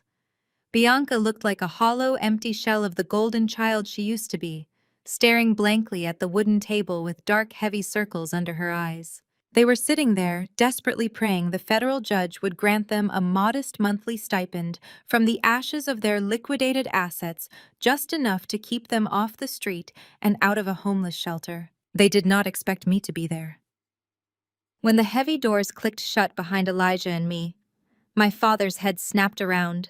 His eyes widened in pure, unadulterated shock as I confidently bypassed the spectator gallery. I did not sit in the back row to watch the proceedings like a passive victim. I walked straight past the wooden barrier and took my seat at the plaintiff's table, right next to the lead prosecuting attorney. My mother gasped audibly, her hand flying to her mouth as she realized what was happening. I was not just a witness, and I was not just the family auditor anymore. Using my own capital and a team of relentless corporate lawyers, I had recently acquired the primary debt acquisition firm that held every single one of my father's defaulted federal and private loans. I was officially stepping into this courtroom as the chief executive officer representing their largest primary creditor. I owned their debt. I owned their future. The honorable judge presiding over the case called the courtroom to order and asked for the creditor's final recommendations. I stood up, my voice clear and unwavering, carrying absolute authority across the silent room. I did not speak with anger or malice. I spoke with cold, hard, undeniable facts. I presented the judge with a massive, airtight digital dossier detailing decades of my father's malicious financial concealment, fraudulent asset transfers, and my mother's extensive history of hoarding hidden luxury goods purchased with stolen funds. I laid out the exact paper trail of the country club memberships, the hidden offshore shell companies, and the luxury vehicles they had tried to quietly transfer into Bianca's name just hours before their initial arrest. I showed the court exactly how they had planned to siphon the last remaining drops of their wealth to save themselves while leaving their investors and employees to drown. "Your Honor," I said, looking directly at the judge, completely ignoring the furious, trembling man sitting just 10 feet away from me. "The debtors have demonstrated a continuous malicious intent to conceal assets and defraud their creditors. They have shown absolutely zero remorse for the lives they ruined to fund their extravagant lifestyle. Granting them a monthly living stipend from the remaining trust fragments would be a severe miscarriage of justice. I am officially requesting the absolute and total liquidation of every single remaining asset. This includes their personal vehicles, all inherited jewelry, the contents of their safe deposit boxes, and all frozen retirement accounts to satisfy the outstanding debts they owe to the public and to my firm." My mother let out a loud, pathetic sob, burying her face in her hands, as her entire world officially ended. Bianca just stared at me, her jaw hanging open in muted horror, unable to comprehend that the sister she had mocked was now the architect of her ruin. The judge reviewed the pristine, flawless documentation I had provided. The silence in the courtroom felt incredibly heavy, pressing down on the Desmond family like a physical weight. The judge looked up, adjusting his glasses, and nodded in agreement. Based on the overwhelming evidence of financial fraud and the formal recommendation of the primary creditor, he announced, his voice echoing through the wood-paneled room, "The request for a living stipend is completely denied. I order the immediate and total liquidation of all remaining Desmond family assets." The heavy wooden gavel banged against the sound block with a sharp cracking noise that signaled the absolute end of their dynasty. That was the exact moment Desmond finally snapped. The sheer reality of losing every single penny, every ounce of his precious status, and being reduced to absolute nothingness broke the last remaining thread of his sanity. He let out a guttural, terrifying roar of pure, unhinged rage. He shoved his chair back so violently it crashed to the floor, and he lunged across the space separating our tables. His eyes were wild and bloodshot, his hands reaching out like claws, desperate to wrap around my throat and strangle the life out of the daughter who had finally beaten him. Jacqueline screamed my name in terror. Bianca covered her ears and curled away under the table, but I did not flinch. Elijah, standing just a few feet away, did not even move a single muscle to intervene. He knew I did not need saving anymore. I simply took one calm, graceful step to the side. My father, completely blinded by his own toxic rage, missed me entirely and stumbled awkwardly forward. Before he could regain his balance, three massive armed bailiffs swarmed him from behind. They tackled Desmond with brutal, unyielding force, slamming his body hard against the polished hardwood floor. His face, the face of the proud, arrogant patriarch, was crushed violently against the exact same floor he once thought he owned. I stood there looking down at him as they wrenched his arms behind his back, pinning him to the ground, and I felt the sweet, beautiful weight of absolute justice. 6 months later, the dust had finally settled over the ruined wreckage of the Desmond family empire. The federal justice system moved with a slow but absolutely merciless precision, crushing whatever remaining delusions my abusers still foolishly held onto. Preston, the smooth-talking parasite who thought he could outsmart the feds and steal his way to the top, stood in a sterile federal courtroom wearing a bright orange prison jumpsuit. His charm and expensive suits were entirely gone, replaced by the hollow, terrified look of a man who knew his life was over. The judge did not show him a single ounce of mercy, handing down a brutal 20-year sentence in federal prison for orchestrating his massive Ponzi scheme and defrauding dozens of vulnerable families. There were no high-powered country club lawyers left to save him, and his panicked pleas for leniency fell on completely deaf ears. Desmond, the proud, arrogant patriarch who had terrorized me for my entire existence, received 10 long years behind bars. The charges of severe corporate fraud and aggravated assault carried mandatory minimums that guaranteed he would spend his twilight years rotting in a tiny concrete cell. Watching him being led away in heavy iron shackles, his head bowed and his arrogant spirit completely broken, I felt the last heavy weight of my childhood trauma finally lift off my chest. The monster who had smashed a brick into my face was locked away forever. But perhaps the most poetic justice of all was reserved entirely for my mother and sister. The bankruptcy court had systematically stripped Jacqueline and Bianca of absolutely everything they held dear. Their extensive designer wardrobes, their imported luxury vehicles, their massive offshore accounts were all forcefully liquidated by my firm to pay back the victims they had so casually discarded. Without a single penny to their names, and with their social reputation completely incinerated across the entire state, they were forced to face the harsh, unforgiving reality of the real world.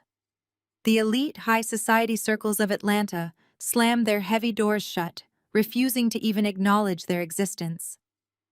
Former friends crossed the street to avoid them. They were swiftly evicted from their temporary luxury housing and left with no choice but to take whatever menial physical labor they could find just to survive. The universe clearly has a beautiful and deeply ironic sense of humor, because the only place willing to hire them was the elite Jack and Jill Country Club, where they used to rule the social scene like untouchable royalty. Now, instead of sipping expensive imported champagne on the sunny terrace, Jacqueline and Bianca were forced to wear cheap, itchy beige polyester uniforms.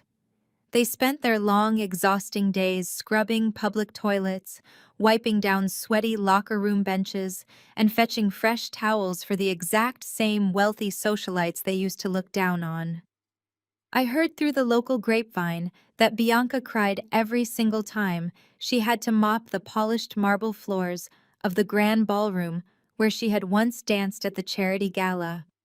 They were invisible servants, trapped in a humiliating purgatory of their own making. While they were trapped in that miserable existence, Elijah and I were busy building an absolute paradise. Big Mama's historic estate had been completely and painstakingly restored to its original breathtaking glory. The sprawling wooden wraparound porches were painted a crisp, pristine white, and the ancient sprawling oak trees draped in thick Spanish moss provided a beautiful natural canopy over the lush green lawns. The sweet smell of blooming magnolia bushes filled the warm southern air. It was here under the bright Atlanta sun that Elijah and I finally got married.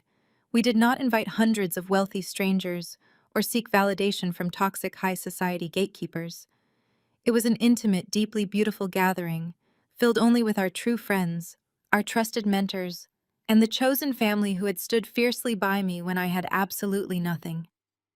I wore a simple, elegant silk gown that moved like water over my skin. I chose to wear my hair pulled up high into a classic tight twist, deliberately leaving my face completely bare and exposed to the world.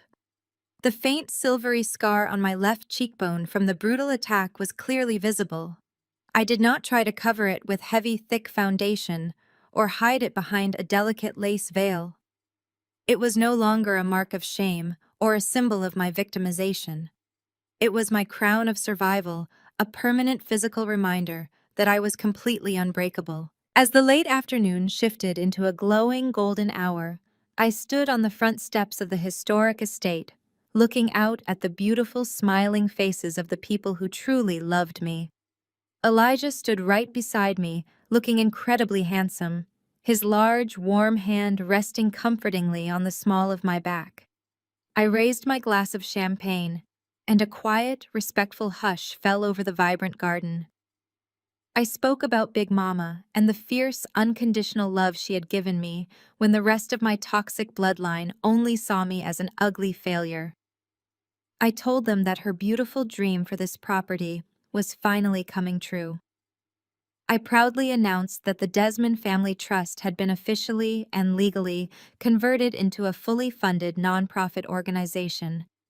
The sprawling historic mansion was going to serve as a massive tech incubator and educational sanctuary specifically designed for young Black women who had survived domestic and financial abuse. The grand dining rooms were being transformed into state-of-the-art coding labs. We were going to provide these brave women with free, safe housing, advanced technological training, and the immense financial resources they needed to completely rebuild their shattered lives. I was going to give them the exact same powerful digital weapons I had used to save myself, ensuring that no corrupt man and no abusive family could ever hold them hostage again. The garden erupted into deafening cheers and applause, tears of pure joy flowing freely among my beautiful chosen family. As the evening slowly drew to a close, Elijah and I walked away from the joyful music and the warm laughter, stepping out onto the quiet, secluded edge of the property. The massive Atlanta skyline glowed brilliantly in the far distance, silhouetted against a breathtaking, spectacular sky of deep purple and burning, vibrant orange.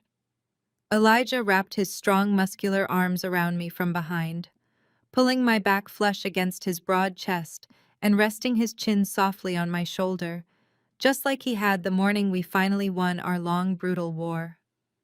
We stood there in perfect, peaceful silence, watching the magnificent sunset over the city we had conquered together. He kissed the side of my neck, his breath warm and comforting against my skin. "You took absolutely everything from them," he murmured playfully, his voice rumbling deep and steady in his chest. I leaned back into his solid, warm embrace, a slow, genuine smile spreading across my face. My eyes reflected the glowing, burning fire of the beautiful sunset as I thought about the long, agonizing journey from the terrified, invisible girl hiding in her room to the powerful woman standing here today. "They called me an ugly dropout," I said softly, my voice carrying nothing but absolute peace and quiet, undeniable triumph. I just gave them a masterclass in consequences. Class dismissed. The most powerful lesson here is that blood does not always make a family. You can spend years trying to earn validation from people committed to misunderstanding you. True worth is never defined by toxic parents or jealous siblings, but by your own resilience and hard work. Walking away from an abusive environment is not a defeat. It is your greatest victory. You owe nothing to those who only value you when it benefits them. Your best revenge is simply thriving in peace. Have you ever had to cut ties with toxic relatives to protect your own happiness? Tell us your story in the comments and hit subscribe for more stories of survival.